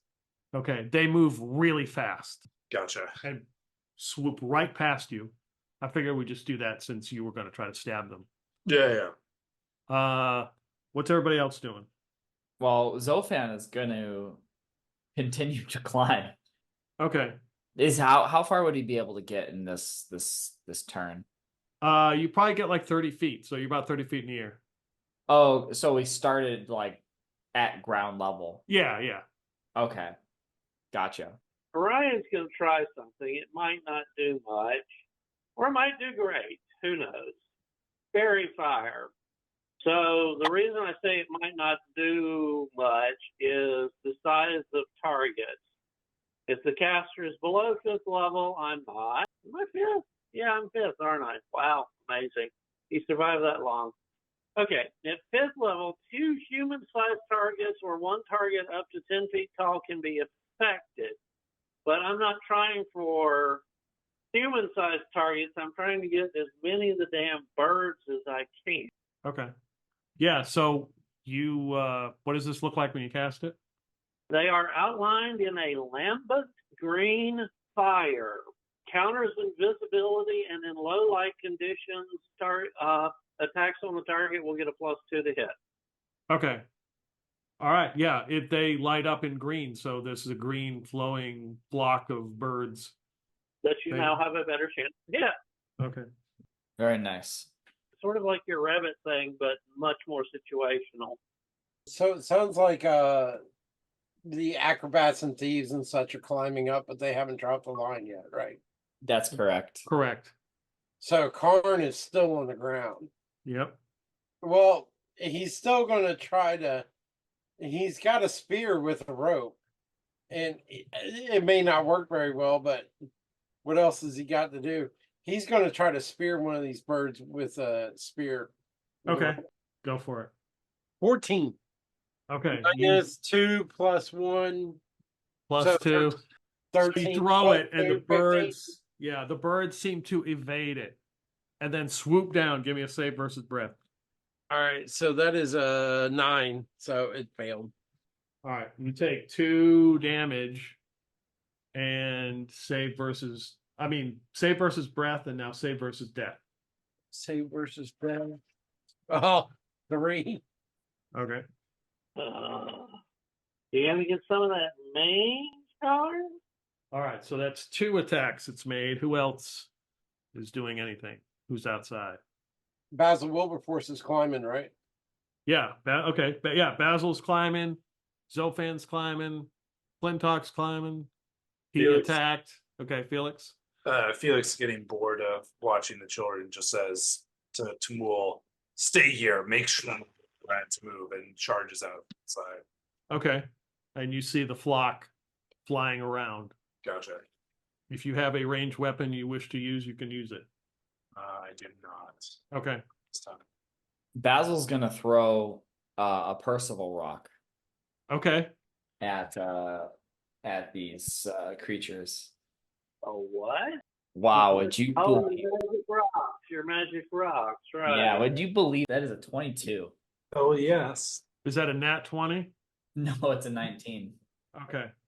You hurl the rock like, perfect aim, and it's somehow the flock just evades it at the last minute.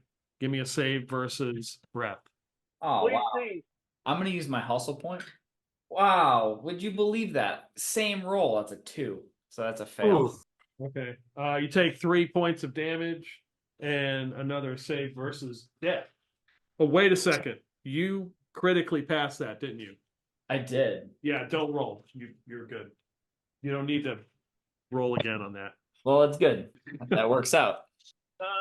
Orion has now seen this 3 times, and he's tracking it, and he will yell out, "They can't be hurt as birds. All you're doing is hurting yourself. We need to figure out a way to force it to change back." It will, so it kind of like swoops and flies around and goes through the door of the Abbey. Like where you guys first started, like you were running through the door to try to get out of the darkness. It swoops right in there. Let's see, Clintock's climbing. Who else? Who is, I think, Tamul is the only one in there now, right? Tamul was left to watch. Tamul is, okay. All right. You hear Tamul scream and some cheers from young children. Oh, damn it. Felix just goes, "Damn you!" John Tor was left. What happened? Okay. So you see John Tor would see this thing come in, this flock of birds come in and attack Tamul. And he screams as it's flying around him. And the kids are all cheering. Cheering? Great. All right. So I believe it's initiative. We've had Karn. Let's see. Karn and Clintock went, right? Yeah, Felix hasn't gone yet. He'll go. I rolled a 5. Felix for 6. All right. You're up first. He immediately turns around and charges back through into the abbey. Yeah. And all these birds are just kind of like flying around in this stairwell now. Can you take an action this turn, or is Yeah, you can take an action. Yeah, and they're glowing some green color because they're fairy fired. he has his lantern in one hand and just like hurls it at the crowd of birds? Give me an attack roll. 20, not natural. All right. So what was it? 1d6 fire damage and then D8 fire D8. Roll a D8 fire damage. for 7. Okay. All right. So cross off a lantern. All right.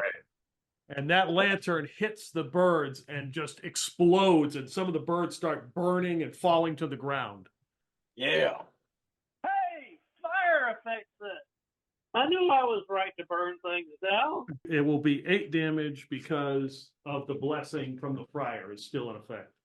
Oh, Because an hour has not passed yet.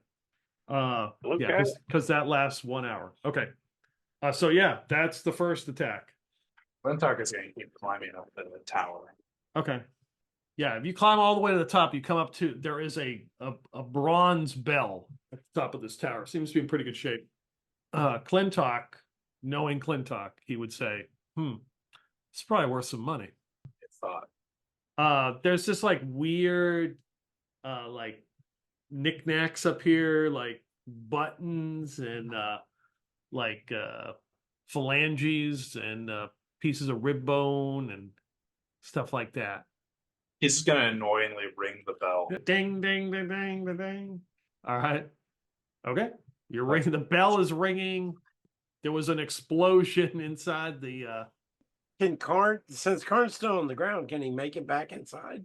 Yeah. You can run back inside. Yeah. He's running back inside. He's realizing fire helps. And he's pulling out a flask of oil. Okay. Give me an attack roll. And he's looking for something that's burning. Oh, shit. I missed my tower completely. I got an 8. I got nothing. Okay.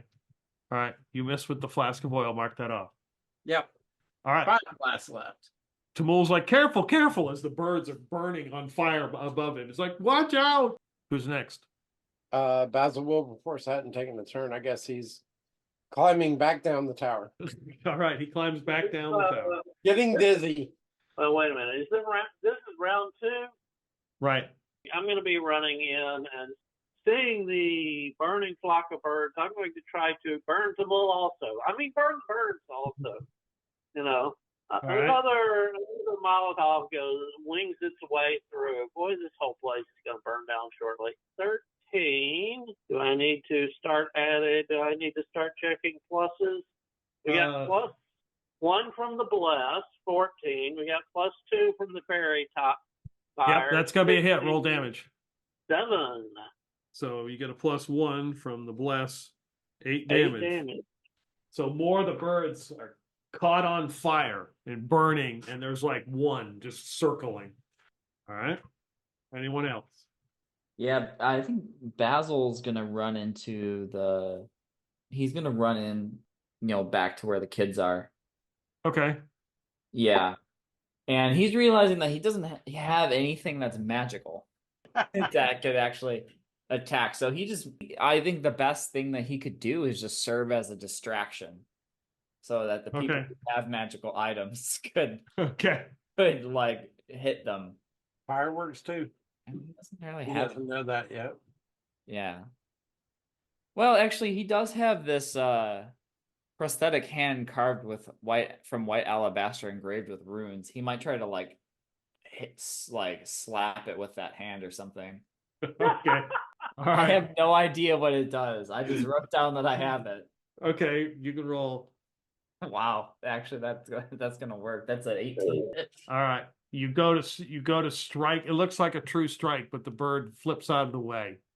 Yeah, he frustrated. He looks down at that hand, and the hand is now has it's changed so that it just has a middle finger. Yes. All right. Clintock climbed. Felix blasted. Zophan's climbing. Basil's coming down. Karn. What about John Thor? Well, John Thor is he doesn't have fire. He doesn't have magic. And hold on, I'll check the sleep spell. But as I remember, the sleep spell is based on hit dice, not hit points. And he figures this thing is probably just a little too powerful for it. So, yeah, he's like, but he doesn't care enough for the kids to shield them. He's sort of like looking around going, what do I do? I don't know. Mark him off for this term. Maybe we'll figure out something later. All right. So the single bird, as all the other ones have fallen to the ground and burned up, bolts up the stairs and into that room upstairs. That's not good. We roll initiative for the next round. I got a 2. All right. 4 plus 1 is 5. All right, you're up. I'll charge after the damn bird. Okay, you run up the stairs. When you come up to the stairs, you see the top hat and the beak and the flowing creature right there next to the window. Seems to be watching you as you approach. I mean, it is what it is. Try to stab him with the silvered spear, of course. Okay. Nat 20. All right. Tell me how he dies. Tell me how he dies. It looks around at me, and I plant the spear right up into that beak.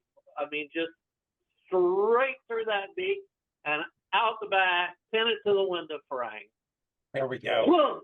Yeah, everything else, the top hat falls to the ground and the beak is just stuck again. You know, impale it next to the window frame, and the rest of it body just kind of falls off, and there's a few feathers that fall to the ground. All right. It's Bird has dead. guided your spear. It's dead. Well But done. hold on, folks, and I will carefully, set the lantern down and take the top off and carefully pick up the top hat with my spear, not with my hands, and hold it over the flame until it catches on fire. Yeah, it burns. I am not taking any chances that that's a cursed item. You hear that, children? Cuthbert has provided What? once again. Who's Cuthbert? What are we doing here? It's cold. We want to go home. They're still tied up, right? Yeah. Where are you taking us? What's going on? Okay. Yeah, seems like we're probably safe now. Now, with things supposedly under control, Clintock takes a peek at his compass. It doesn't seem to. Yeah, it kind of spins. Doesn't seem to register anywhere. Go get that bell after all. Orion will sort of say, normally I save this for my friends, but I'm sure you're going to be our friend, right, Sir Rickard? And pat him on the back for a 7-hit point heal. Oh, he's like, thank you, friend. That many thanks. Let's get this girl back to her home quickly. Shouldn't we find someplace to settle down for the night? I don't know about you. I don't feel comfortable staying around here, even if that creature is gone. Well, I wasn't thinking. Yeah, I know there are probably more. What do you call them? Crumple horns or whatever around. Crookhorns. Crookhorns. But is there another place? Is there a safe place we can settle down in? Start a close? Well, we could get back on the road as best we could and head towards Prigward. I don't think we'll make it there this evening, but maybe there's I don't know about camping in the wood, but it's better than this place. We have stone walls and such all around us here with no dragon bones left behind. Mm-hmm. Well, that's the point. I mean, there could be more crookhorns, but on the other hand, this is a defensible location. So what the heck do you do? Yeah, it's up to you guys. Felix just says to Karn, he's like, shying away from a challenge. I shy away from no challenge. Well, let's get going then. Okay, let's go. You like having small children with a non-defensible location? We shall go. Wow, the bard got the kill. Yes, yes, He'll be singing about this for months. yes. Yeah, that creature is pretty difficult. You guys did a good job. Karn hit it bard- for the nat 20 and set it up for his best friend Orion. Yeah. If you want adventure, the Bard has a backlog of Clintock antics that is like 20 episodes long these days. And if you want comedy, he's got a backlog of Basil Bessick's and John Tor and Karn antics that, almost as long. But Yeah. he's not going to be thinking about himself for a while. Well, maybe this gives him just cause. I do like the idea of a lay of Clintock, or the lay of Clintock. Yes. There we go. Clintock is going to do the best he can to try to lower that bell down from the tower. The lay of Clintock with the golden tongue. Okay. He does have rope. Yeah. Okay. And if it's too heavy for like more than 2 people to carry, he'll just try and get somebody to break off a piece of the bell. Sir Rickon has a horse. You might be able to make like a cart or something out of some wood, maybe. I have to look. I'm trying to think of how heavy this thing would be. Is there like an old like cart or something around? Yeah, we'll say that. That's fine. Just Clintock tells Sir Rickon, like, well, if your horse doesn't mind pulling this cart for a little bit, I'll give you 50% of whatever I sell this for. He looks at you kind of. He's like, I don't think we need to be selling the bell tower from the ruins at St. Clewyd. The bell tower is going to burn down, and it will warp the bronze if it sits in the fire. It needs to be out of there anyway. That was Orion trying to help you. Okay. Exactly. Yeah. Also, it will fetch a great price. Surely they want to build another one of these. This I am not in favor of, but I'm not one to argue at this point. Let's just say, it would take you guys probably an hour. Right. The place is on, it's burning. It's not like going up an inferno, but it's burning. So it's going to take you a little bit of time. You're going to take your time. You can lower that thing down. You get like a broken down cart that you can find, more like a skid. Yeah. Sit this thing on there. The horse survived as the friar comes out with it and kind of looks to see what the hell you're doing. It was saving the bell from the bell tower. Good friar. Yes.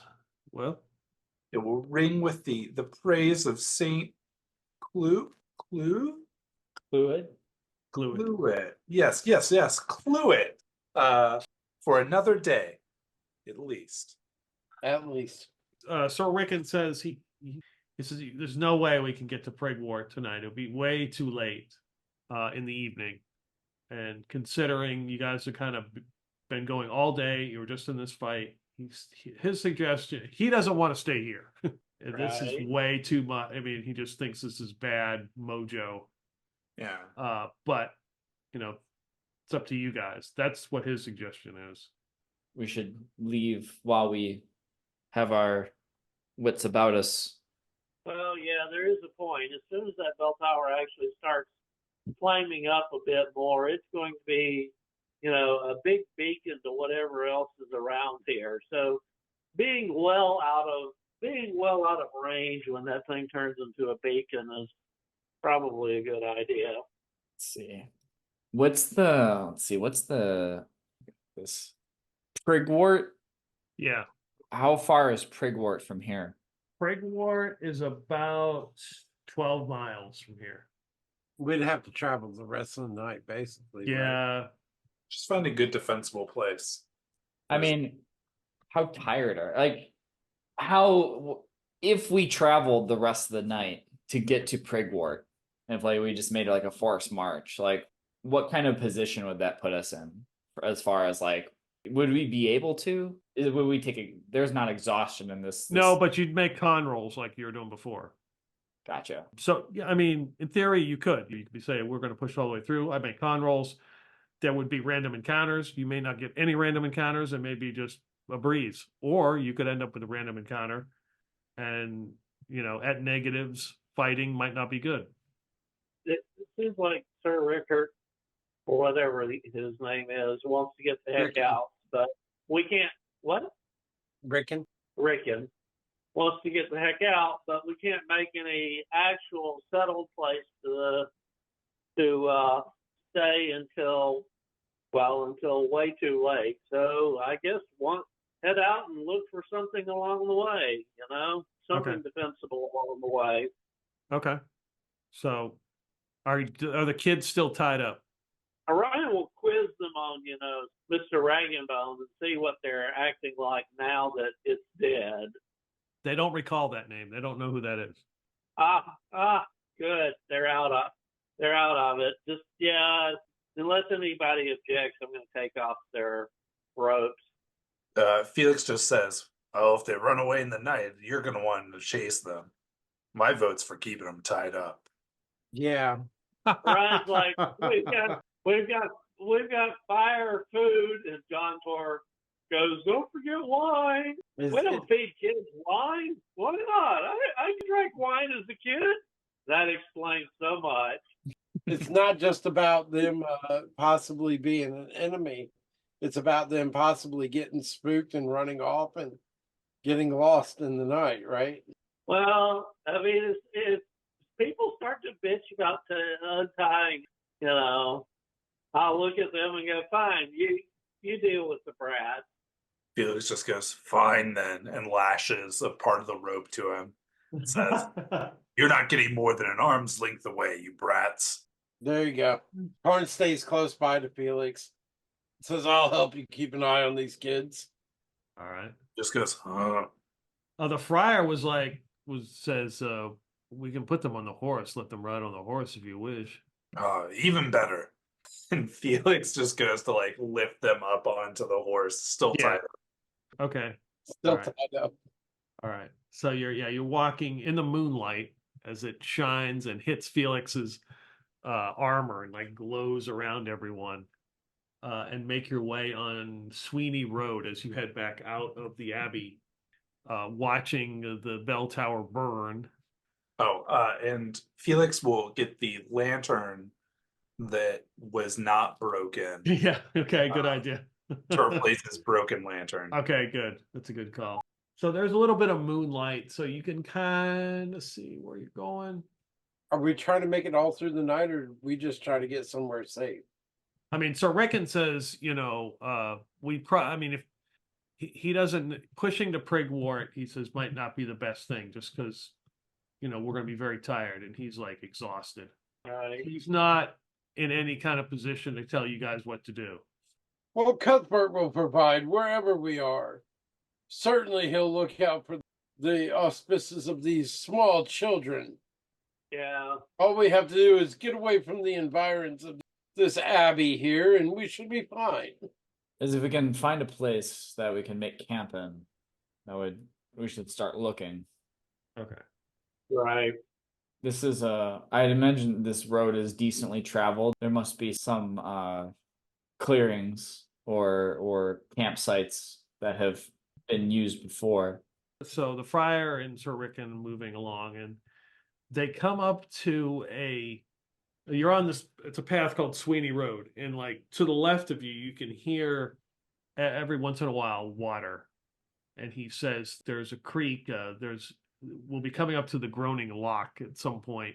You may hear strange noises, but I assure you they will stay on that side of the water. They don't come over here. And he comes up to a signpost. Let's see. Dustin, roll me a d6. 3. And it says there's a path and off the Sweeney Road, and it says the Court of the Werebelow. And the friar says, maybe this seems like a decent place. Let's go down this path and make camp down here. Or what? The Werebelow. It's not the what below, it's the where below. But why below? it's night, and if the friar is insistent, or if the friar thinks it's a good idea, then Zopham Yeah. at least follow. Yeah, why not go for it? The moon is in our favor. Says the moon guy. Okay. I mean, they're the local guide, so yeah, if they're saying that looks good, then that's fine. They're the locals. We're not. All right. So you guys go about, I don't know, 10 or 15 minutes down this like rustic little footpath, and there's an open spot to where it looks like there's been somebody who's had a fire here previously. And he says, the friar says, let us rest here. We will make camp. Clintock goes out from the edge of whatever light source and wanders around a little bit to make sure whoever started the fire recently is not hanging out in the shadows. There's Did no you say remains of a fire, or still there is a fire? the remains, like somebody had a fire here at one point. Yeah. So cold ashes. So yeah, good. This would set up camp. Yeah. Okay. Let's see. Well, you've got that wood from the so you don't need to go look for wood if you want to burn that fire log. The one from the Yeah. you know what I'm talking about. Felix will say, we shouldn't waste that. There's no worry about like not finding firewood in the woods. All right. All right, building a fire. You guys can do that. So basically cooking, Karn can a cook. wisdom check for the cooking, and camaraderie is the charisma check. Okay. I think Orion has one of the better charismas, 16. So he'll attempt the camaraderie. Karn can try the cooking at 13. Okay. Roll to 12. That's under. So Karn got a 10. That's under. So yeah, Karn is cooking some nice bland food, and No Orion salt. Orion is telling a story. Did anybody get like bedrolls and a tent? Yeah, yeah, Okay. yeah. I think we all did. I think we Learn the All right. hard way. All right. Yeah, you got a fire going. You got the tent set up. The friar is just kind of sitting there, siricking, and you can see more pieces of hair is falling off his head. Takes off his I'm helmet. going to. Really? Is he just losing hair? Or does he look like he's turning into something? No, it doesn't look like he's turning into something. It looks like he's afflicted with something. Okay. And for Zopham, Basil Bessex, Basil Wilberforce, and Karn, when you go to rest that evening, kind of like getting resting for the evening, you look at those injuries you got from the creature, which is called a gloam, which I did roll for the two NPCs that were here. They had no idea what it was. You look at the wound, and the wound seems to be, it looks like necrosis, like the skin is just dying around it. Guys, am I dying? Karn, am I turning undead? How does Karn feel about his laying on hands with this? What's the laying on hand say? Heals a couple of points per level. Right. Once per day, a paladin can heal 2 hit points per level by laying their hands on wounded characters. Additionally, a paladin of 5th level or higher may cure disease once per week by laying on hands. I'm only 4th level. Womp womp. So you can heal the hit points, but you can't cure disease or whatever the hell this is.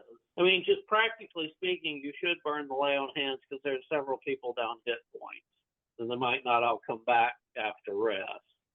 And as far as cure disease, Orion doesn't get it because druidic spells, and he's not that high level. He's not high enough level to get many of those. Yeah, we need a cleric. Is the cleric high enough level to cure curses? Who's the cleric? The friar, you mean? No. Well, we should hurry. Hopefully we'll find somebody at Prigwort. Yes, hopefully. I'd hate for you to lose that limb. I think there's a lot more at stake than this limb. As he looks around him, because he was all cut up from this, so I imagine it's like it looks like he's like rotting pretty, or like a bunch of his skin, like all over his body is just kind of Yeah. necrotizing. Yeah. Okay. Karn, can you see if you can help Basil there? Pointing to Essex, since he seems to look worse. Well, yeah, he's willing to try. At least you get hit points back, right? Right. How many hit points is Bathix down? 12. Oh, Well, wow. he's got 24, so he's at half health. Karn's going to try to give him. What's the max he can do in a day is 8. So he's going to try to give you at least 6. Nice. I don't know thematically if that has any effect on the necrotizing skin, but that's what I'm wondering. he feels a lot better. Does that help him any? I mean, you get hit points back, right? Yeah. But does it do anything about the deathly look? Nope. And Karn spends the last 2 on himself, hoping to change that necrotizing thing, because that'll take him to full health. Okay. You're at full health. Still have that issue. Oof. The wounds are like they sort of heal a little bit, but there's still you can see the ring of necrosis. That wine, does that have an effect on that? Do we know? I think it's poison in it. Yeah. I can't remember. Yeah, it's poison. Okay. So you make camp. You don't need to make any con checks since you have everything already set up. Is there going to be a watch tonight? Definitely. Well, Yeah. that's sort of. Yeah. Felix will start off watch while the moon is at its peak. Nice. Yes. Very good. Who's got the second watch? Orion will take second. Glentek, as always, offers before it gets to that he will take last watch. Clintock. Okay. Orion. Who's after Orion? Basil Wilberforce. Basil W. Okay. The friar will stay up with Felix to offer to help watch. And Sir Rickon will join. I'll take Orion that will strong arm John Tor, so Sir Rickon can join somebody else. Okay. Sir Rickon will join Felix.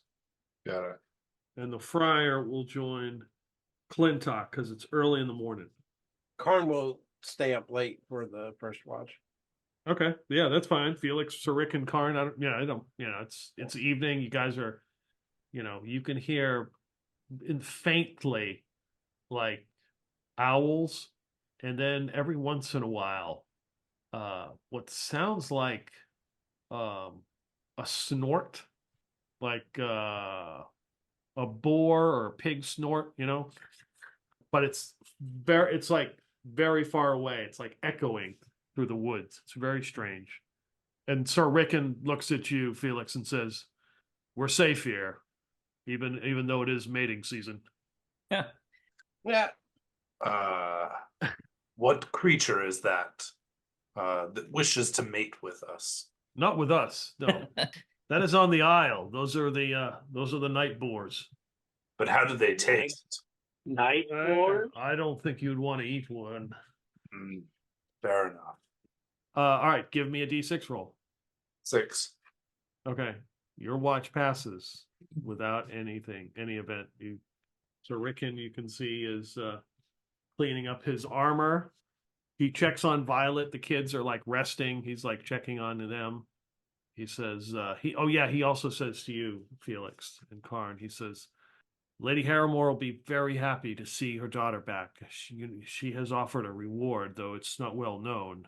The child is missing, and you should be entitled to this, of course. Wow, good to know. Thank you for not stabbing her.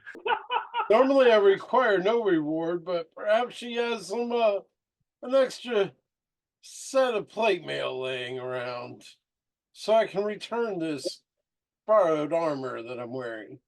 She may. Maybe some of the knights in her service. We will stop in Prigwort to speak with her sister first. They have a small garrison right outside the city. I'm willing to pay for it. I'm willing to buy. I don't seek a reward. But we will we'll grab cloaks and cover her up. I don't want anyone knowing that we have this child. They may try to take her and get the reward for themselves. I will die before that happens. And that is something I do believe, Cardstone. All right, so we go to John Tor and Orion as they take up the next watch. Give me a D6 roll. 6. Okay. Your 2 hours pass without incident. One of the kids stir a little bit, but they go back to sleeping. Basil Wilberforce by himself. Oh God. Tamul will join you. Okay. Go ahead and roll D6. 4. Okay. Tamul is thankful nothing has happened in the evening because he is not feeling that great. You know, he was very cold on the trek here. There was a lot of negatives applied to him, and then the birds harassed him, and then he's just like, oh my God, thankfully there was nothing happened. And he's just thrilled that Clintock and the Friar up last. So D6 roll. 4. So the night passes without any event as the sun comes up in the morning. And 13th day of Simswald. So does that mean we get the standard D3 hit points back? Yes. Okay. Woohoo! And when Basil Bessex wakes up in the morning, he feels a little bit stronger, better, ready for the fight at his new level. Nice. Yeah.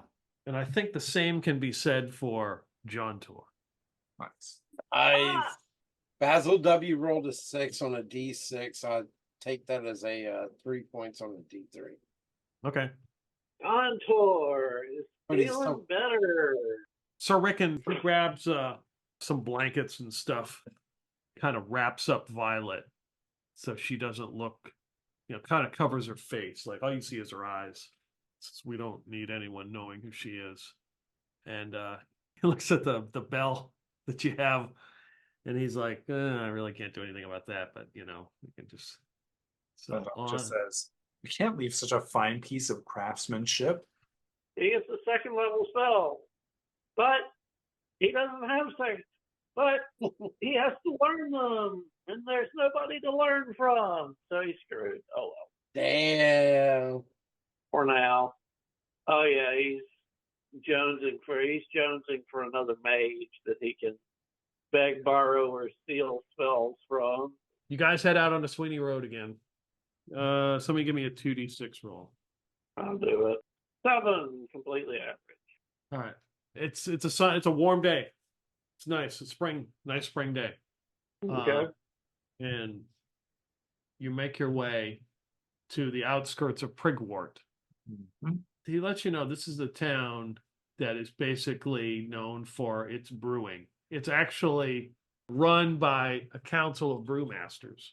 And as you kind of get on the outskirts of the town, you begin to notice a couple, like there's a large embankment, like 30 feet in the air as the road kind of turns.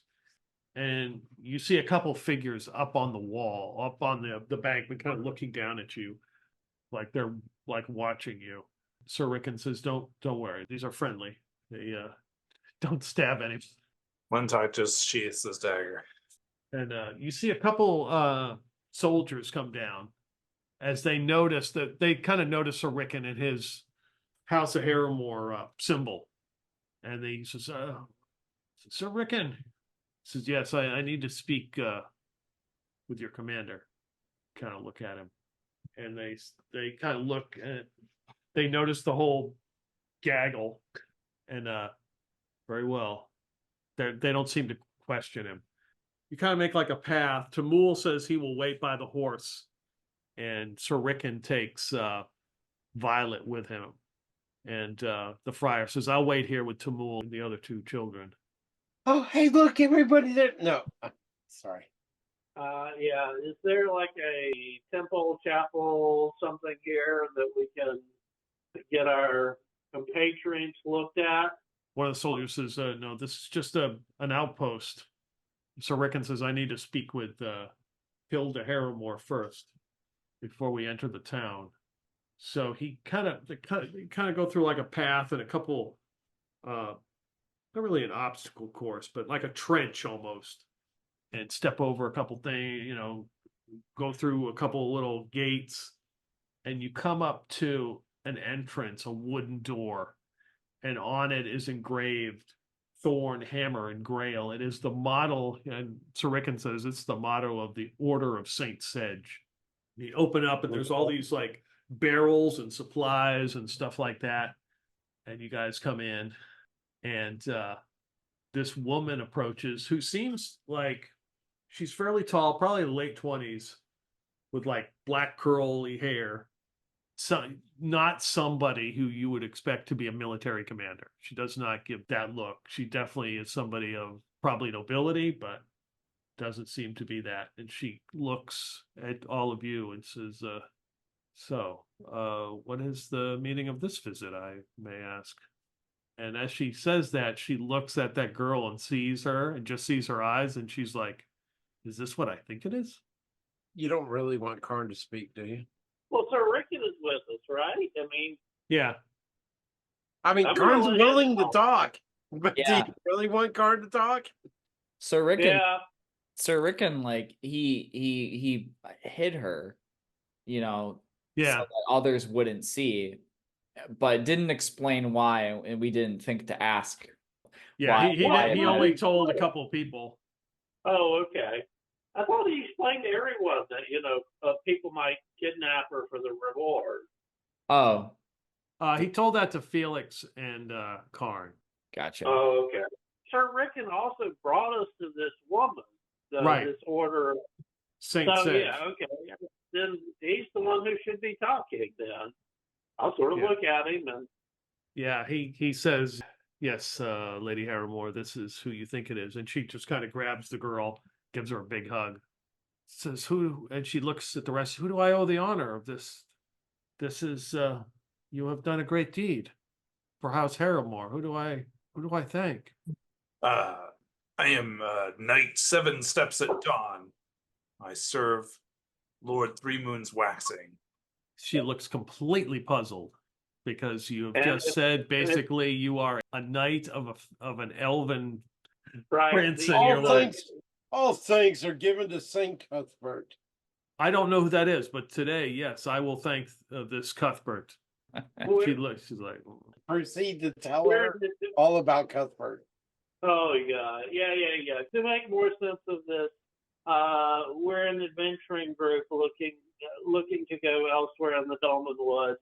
So Rickon recruited us to take care of a scourge of crookhorns, but it turns out it was far more than crookhorns. There was a glome, I think that was the right word. Yeah.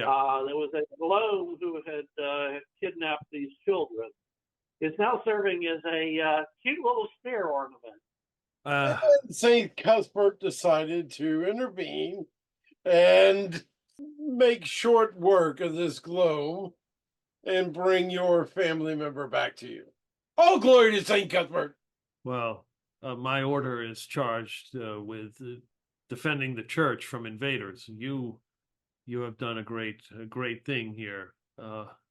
I cannot thank you enough that defeating the crookhorns who are constantly encroaching on our lands, returning freeing this girl from this entrapment from this undead creature.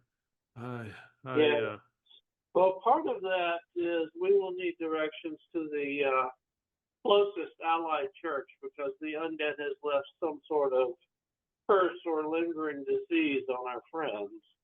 Oh my! She's like, she goes to look to see who's been afflicted. I am Basil. Basil, yes. I normally look a lot better than this. She looks deep into your eyes and then kind of looks at your injuries, and she kind of like grabs your hands and you can see her say a prayer, and ever so slowly you can see that black ring of necrosis slowly over like the course of a minute just kind of vanish. I have given you St. Pastory's blessing. This affliction is now gone.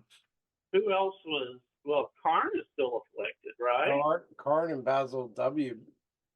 I don't know who else. But Karn would say, "Dear lady, you have blessings upon your house." Oh, these are not my blessings. This is St. Pastri's blessing. St. Pastri's? Well, that must be a very blessed saint. Yes, he is. He was known. He was famed for his generosity, compassion, and love of mince pies. Well, Cuthbert was known for his love for animals. Perhaps you could see your way to prey upon me and my companions. For Yes. we too Who are else is the afflicted same with way. this? With this? So yeah, obviously point those two out that they aren't speaking up for themselves, although Karn just sort of did. And check with Tamul and the Friar and make sure they weren't experiencing problems. So Basil Besix is cured. And let's see, I think Zofan failed and Karn failed. Basil W failed, yeah. Okay. All right. That's so she confusing, says, ain't it? so who is next? Karn will wait for last Okay. in case it runs out. Well, she says I am these blessings I can perform 2 today and then 2 more the next day. But it's the least I can do for what you've done. Karn will wait an extra day. Okay. She looks and looks around and Basil W is like, oh, and he's holding his arm out. oh, she says, oh, okay. I know she was looking at Zofan in his helmet, his leather helmet, thinking. She says, she looks at your signet ring and says, "You are of House of Hogwash." Sometimes, yeah, sure. Well, this he's not known to come this far north. Has he decided to help us in our fight against the Crookhorns? Oh, well, I'm just, a long lost relative. They gave me some of this, but I don't know if he's really going to come out here and help you with the Crookhorns. Well, you need to speak with him and get his houses to help us with this incursion. Well, I can try to talk to him and see what happens. Yes, See what he says. I can't promise anything. I just understood. I know that he favors the drinking and the ladies, but Oh, well, but who doesn't, right? Ryan looks over at Basil Wilberforce and, boy, you'll fit right in. So, yeah, she prays. The same thing happens, and you are cured. Well, these are modest accommodations here at the Order. I can't really. We have just some bunk rooms, but it's not more of a military camp. Not for. I mean, I can accommodate you if you wish, but if you wish to go into Prigwort and spend some time there, and if you wish to return in the morning, I can heal whoever else is afflicted. Karn says he can help healing with some of the people that are there in the camp while he awaits the healing, but he also asks about the any chance of an armor around. Okay. And he's willing to pay for armor. All right. He says, I have just a little minuscule amount of healing power myself. Perhaps 1 or 2 people might need a minor amount of healing while I wait for your blessings. Don't sell yourself short, Carnstone. She says, I may have some armor that is not being used. You have earned it. You are a true defender of the churches and the one true God. Just like the saint that you follow, this Cuthbert. You may easily be an honorary member of our Order of St. Sedge. And she has, like, one of the acolytes comes in and says, go in the back, see if you can find the Order some armor for this fine paladin. For this mail I wear is but on loan. I need to return it. Yes. Brave young man loaned it to me. Did without himself. John was embarrassed. So you can hang out, you can hang out here for a day or go into Prigwort. Like I said, it's a brewing town. Oh, John, if John Tor even hears that in the slightest, he is going to be all for it. And Orion looks over at him and says, "You and what money? You think they're gonna feed you, give you drinks for free? Oh man, I got no money." As a Please Wilberforce give me says, "Don't worry, John Tor, I got you. Come on, let's go." Oh man, you are such a great friend. Let's see.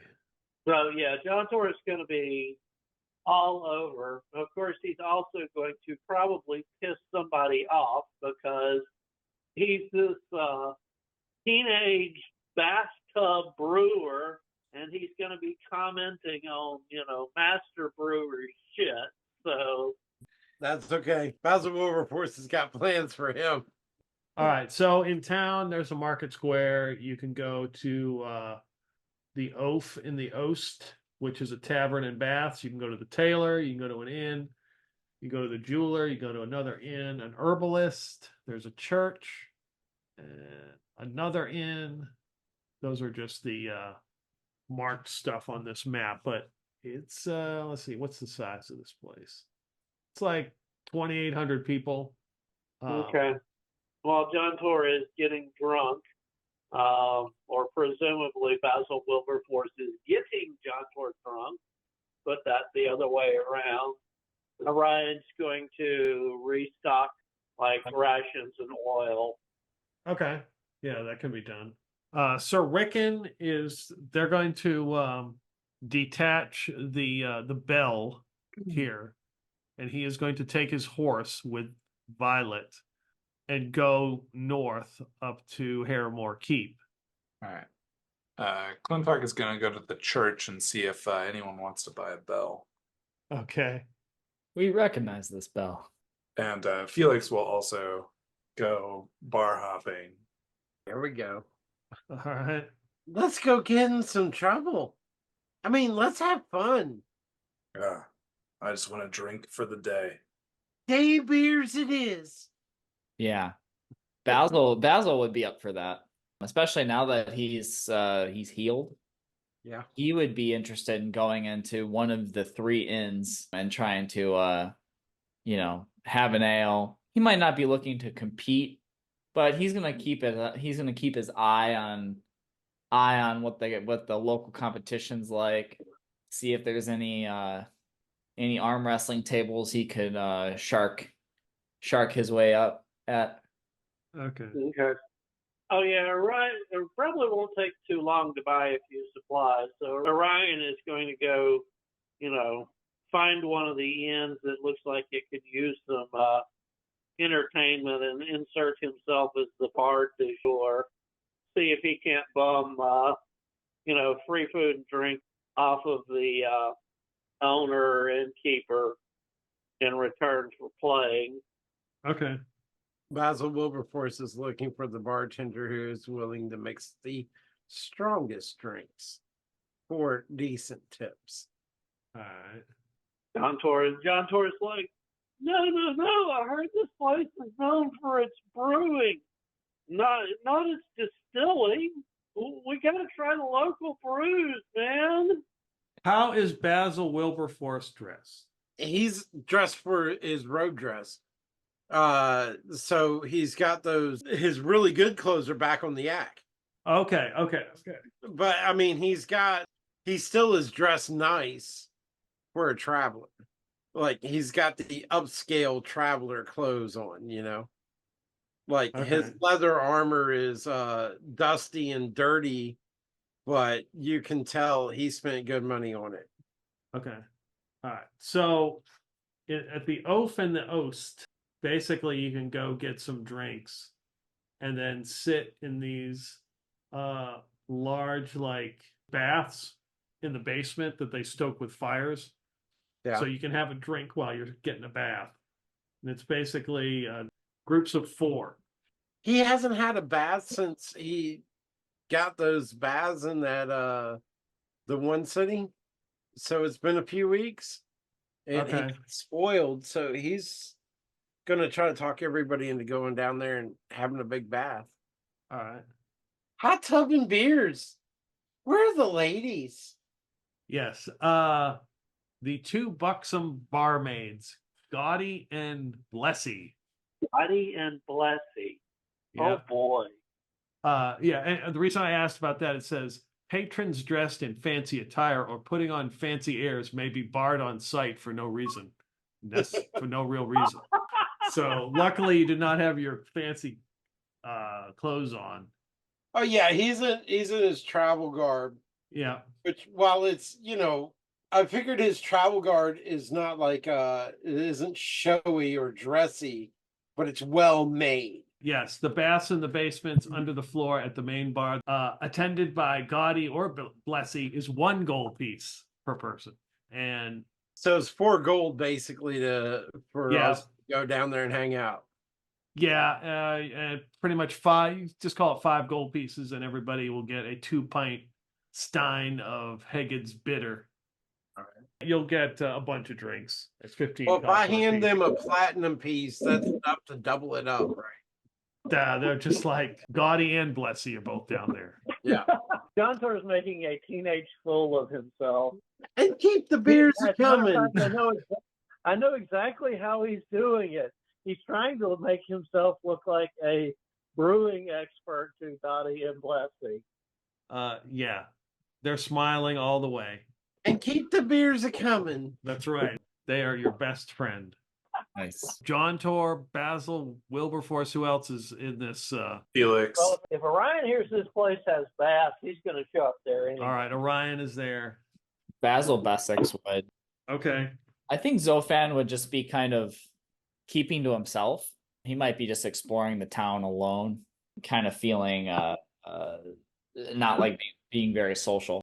All right. And look, ladies, while I need you to clean behind my ears, my friend Jontor, he might need some company later here tonight. Jontor looks like a deer in the headlights at that. Let's see. What is Jontor's charisma? Just for shits and giggles. Completely average. 10. Oh yeah, But, Basil, of course, has the charisma that says he never has been laid and never will be. You paid for it. I mean, then again, I haven't actually seen you pay for sex, but I do remember a really memorable moment when we were running for our fucking lives. You dropped into a whorehouse and decided to take time to have a massage. It was a pleasure. That wasn't a whorehouse. That was a pleasure house. It was a masseuse. Yeah. And he had a relaxing time. Yeah. It was a masseuse, right? We were running for our lives from the apes, and you just happened to show up at a masseuse and decide that was a great time to have a massage. Well, I mean, she was offering a massage, and I needed to settle down and relax. After he told that to Basil, he's kind of wishing that he went into the massage parlor instead of the bathroom stall. I think that was the better choice of the two. Yeah, nice, relaxing night. All right, so Clintock, you go to the Church of St Waylaine. Mm-hmm. So you enter. You immediately see it as you come into Prigwort, and you enter, and it's lined with marble pillars, and the light coming through is filtered through some stained glass, and there's an enormous bronze statue of St Waylaine, which is usually depicted with 7 arms, each bearing an axe. Oh, nice. Did I notice a bell tower outside? Do you notice what? A bell tower outside? No. All right. There's a couple people praying to the statue of St Waylaine, and you see a couple other people come in, and they're bringing they have a sack and they lay it down of hops, and somebody else rolls in a barrel, and they're saying prayers, and a plump, rosy-cheeked human woman in her 40s comes, notices you, you're from out of town, so she can tell. Her hair is tied back, and she has one orange goat-like eye. Hello, miss. Are you one of Yes. the attendants of this church? Oh, yes, I'm the Reverend Mother. Oh, you're just the person I'd love to speak to. I noticed that outside, I couldn't see a bell tower. Do you not need one? No, not for, we, that is not something we have, ever thought of, but do you do construction or? No. These hands look like they've done construction, sister, or Reverend Mother, sorry. Yes. And who am I speaking to? Clintock at your service. Oh, yes. But what may be interesting to you is that I recently have reclaimed from a now sadly destroyed bell tower, the bell from St. Clewyd's. You have? Yes. Sadly, some crookhorns and gloom had taken over the grounds, and they had burned down the bell tower. What? Yes. That's a ghast. Oh my Lord. Where do you saved the bell tower? Well, I saved the bell from the bell tower. You know. Yes, the bell. Yes. But I mean, if you had a bell and a bell tower, then you could summon your worshippers all across this place. Yes. Or I could put it on display here so others could appreciate the craftsmanship. Because let me tell you, Yes. it is very, very Well, that is a great work that you have done for the church and the one true God. You saved this bell from the fires of the crookhorns. Yes. Yeah, somewhere out there, steaming in his bath, Orion gets twitchy, like he's missing something. The latest episode of Clintock Says.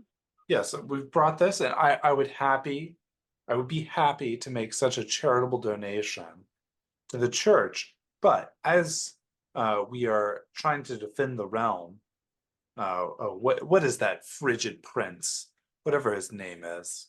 The Cold Prince. Ah, yes, the Cold Prince. We'd ask. Oh, it is spring.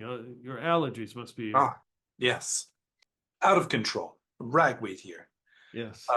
We seek, shall we say, dethrone this Cold Prince.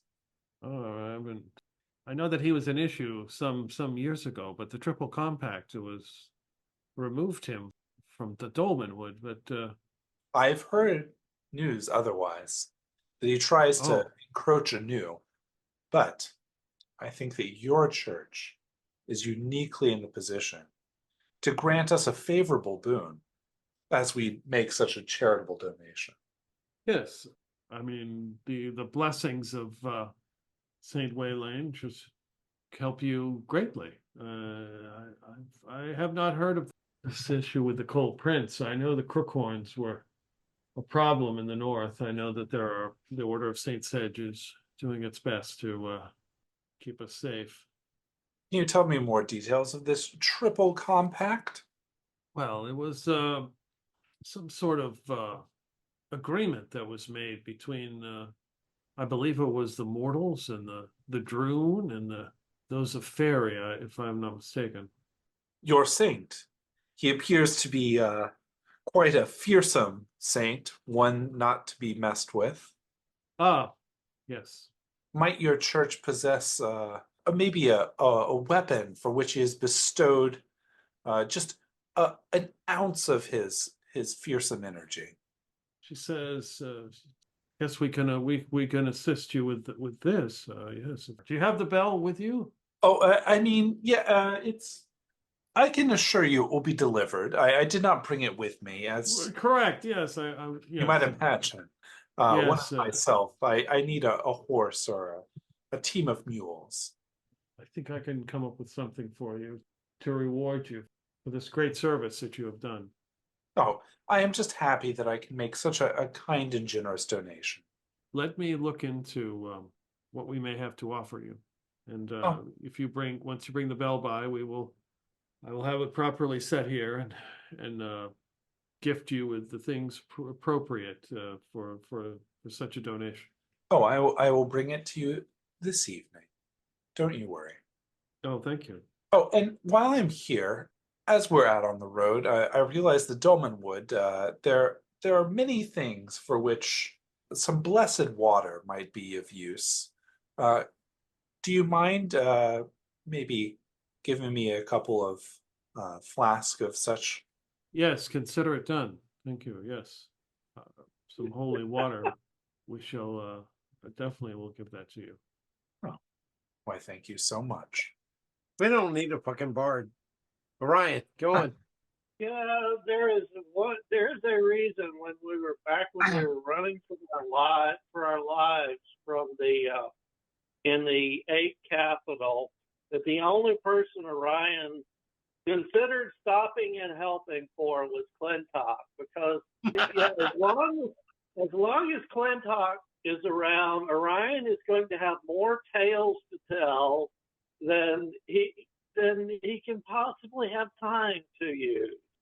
You know, Orion has learned his limitations. He wanted to go out and be a bard so he could get free food and booze, but he can't make stuff up that well. Clintock the Silver Tongue. Okay. Well, All right. Yeah. So she will offer you a couple of gifts for saving the bell from St. Clewyd, the ruins, and the Crookhorns who damaged it. With that, Reverend Mother, I bid you adieu. And he takes a deep bow. Yes, many blessings to you.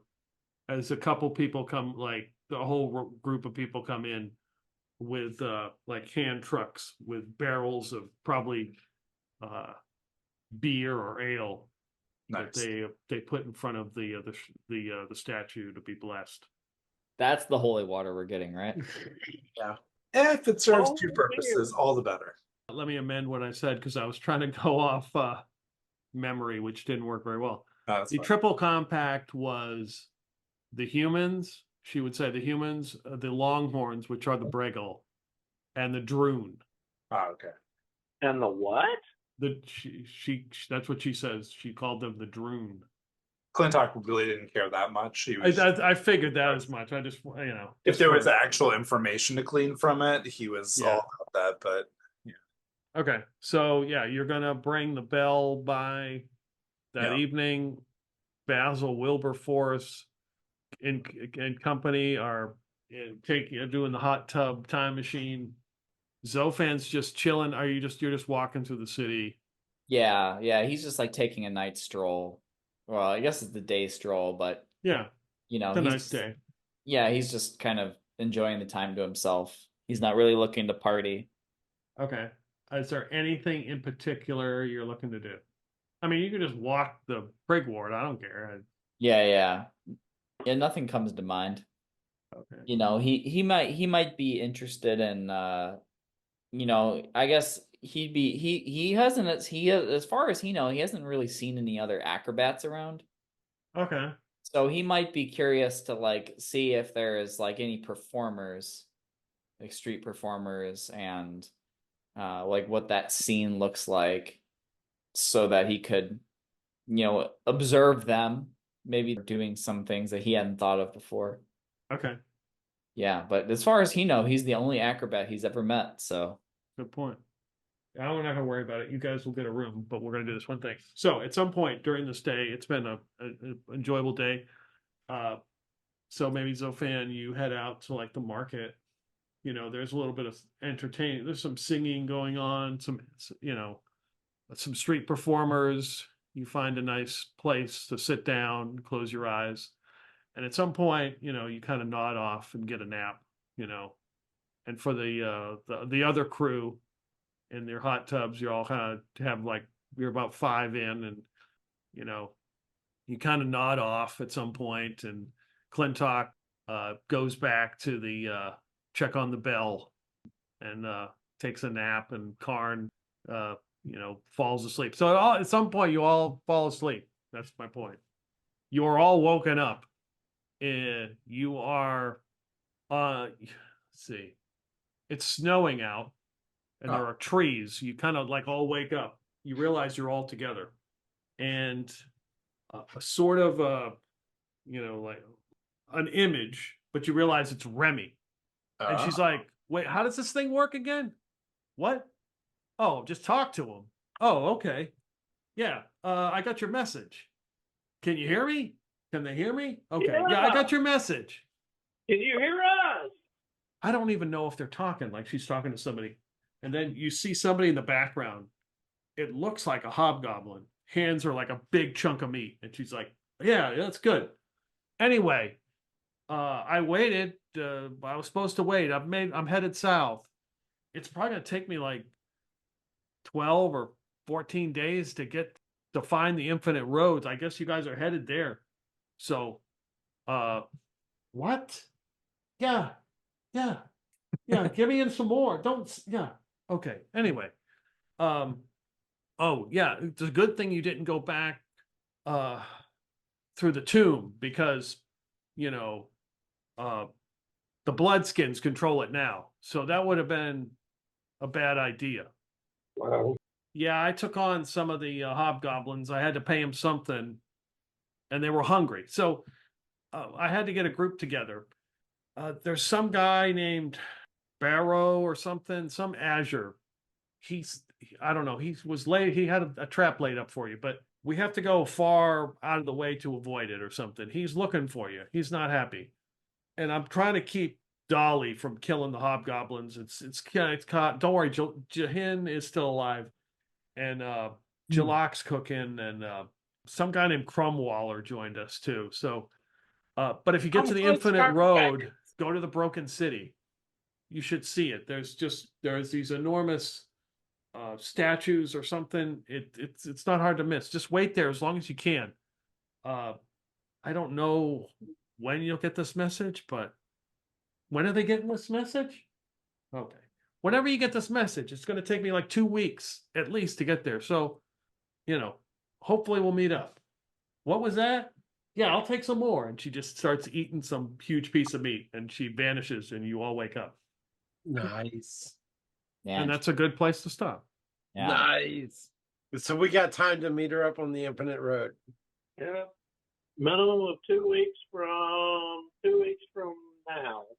2 weeks from now in normal world time. Who knows what in Dolmenwood time? Yeah, really. I mean, it'll be around Christmas when we our time. Yeah. Well, I mean, you've We got. meet up with her. So yeah, you can hang out in Prigwort. What's her name is a 7th level cleric, so that's why there's a spell that she can do that will take care of the affliction. That's a rotting disease that will kill you in 1 to 6 weeks. Oh shit. Yeah, that's serious. Yeah. Yeah, if you think about what you want to do for like the next couple days, maybe this is kind of a good. I would think for your characters, at least a little bit of downtime to kind of like. You mean we can finally walk around without negatives? I don't know how that would feel after all this time.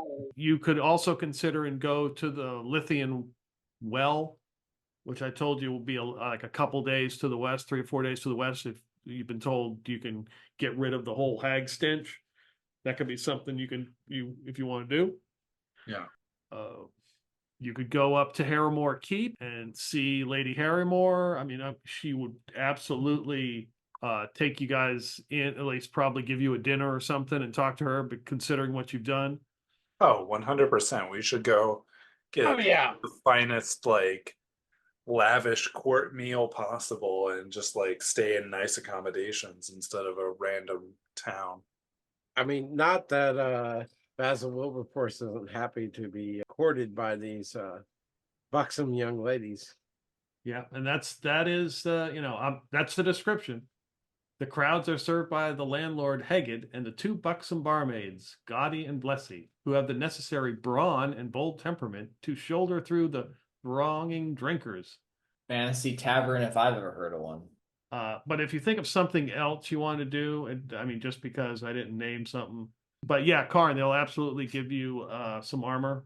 Fuck The Order yes. of Saint Sedge. But yeah, you guys have a couple days here to like clear everything up. And Karn can clear up his negatives, yeah. Yep, rest, stay at the inn, and all that good stuff. And I mean, our big to-dos with the woods were, A, get the hag stench off, and B, gate to the Infinite Road. yeah, somebody may, like Lady Harrowmoor may know such a thing, or the woman at the St Waylaine may know somebody, or who knows. Right. Yeah, because we know so now we know sort of what the well. Well, we know where the well is. We don't know what, might hit guardians or whatever. Especially for the gates, it's more likely that the nobles know than the hoi polloi. Yeah. All right. Well, guys, I appreciate it. Yep. Thanks for running. Thanks. All right, guys. Thanks. Have a good night. Right, we're- Bye. See ya.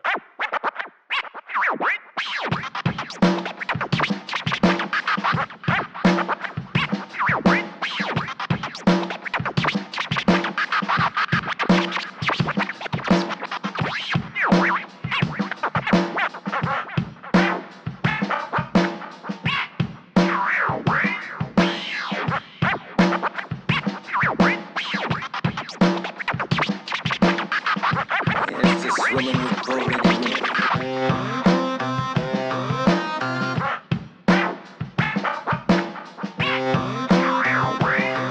Here's to swimming with bow-legged women.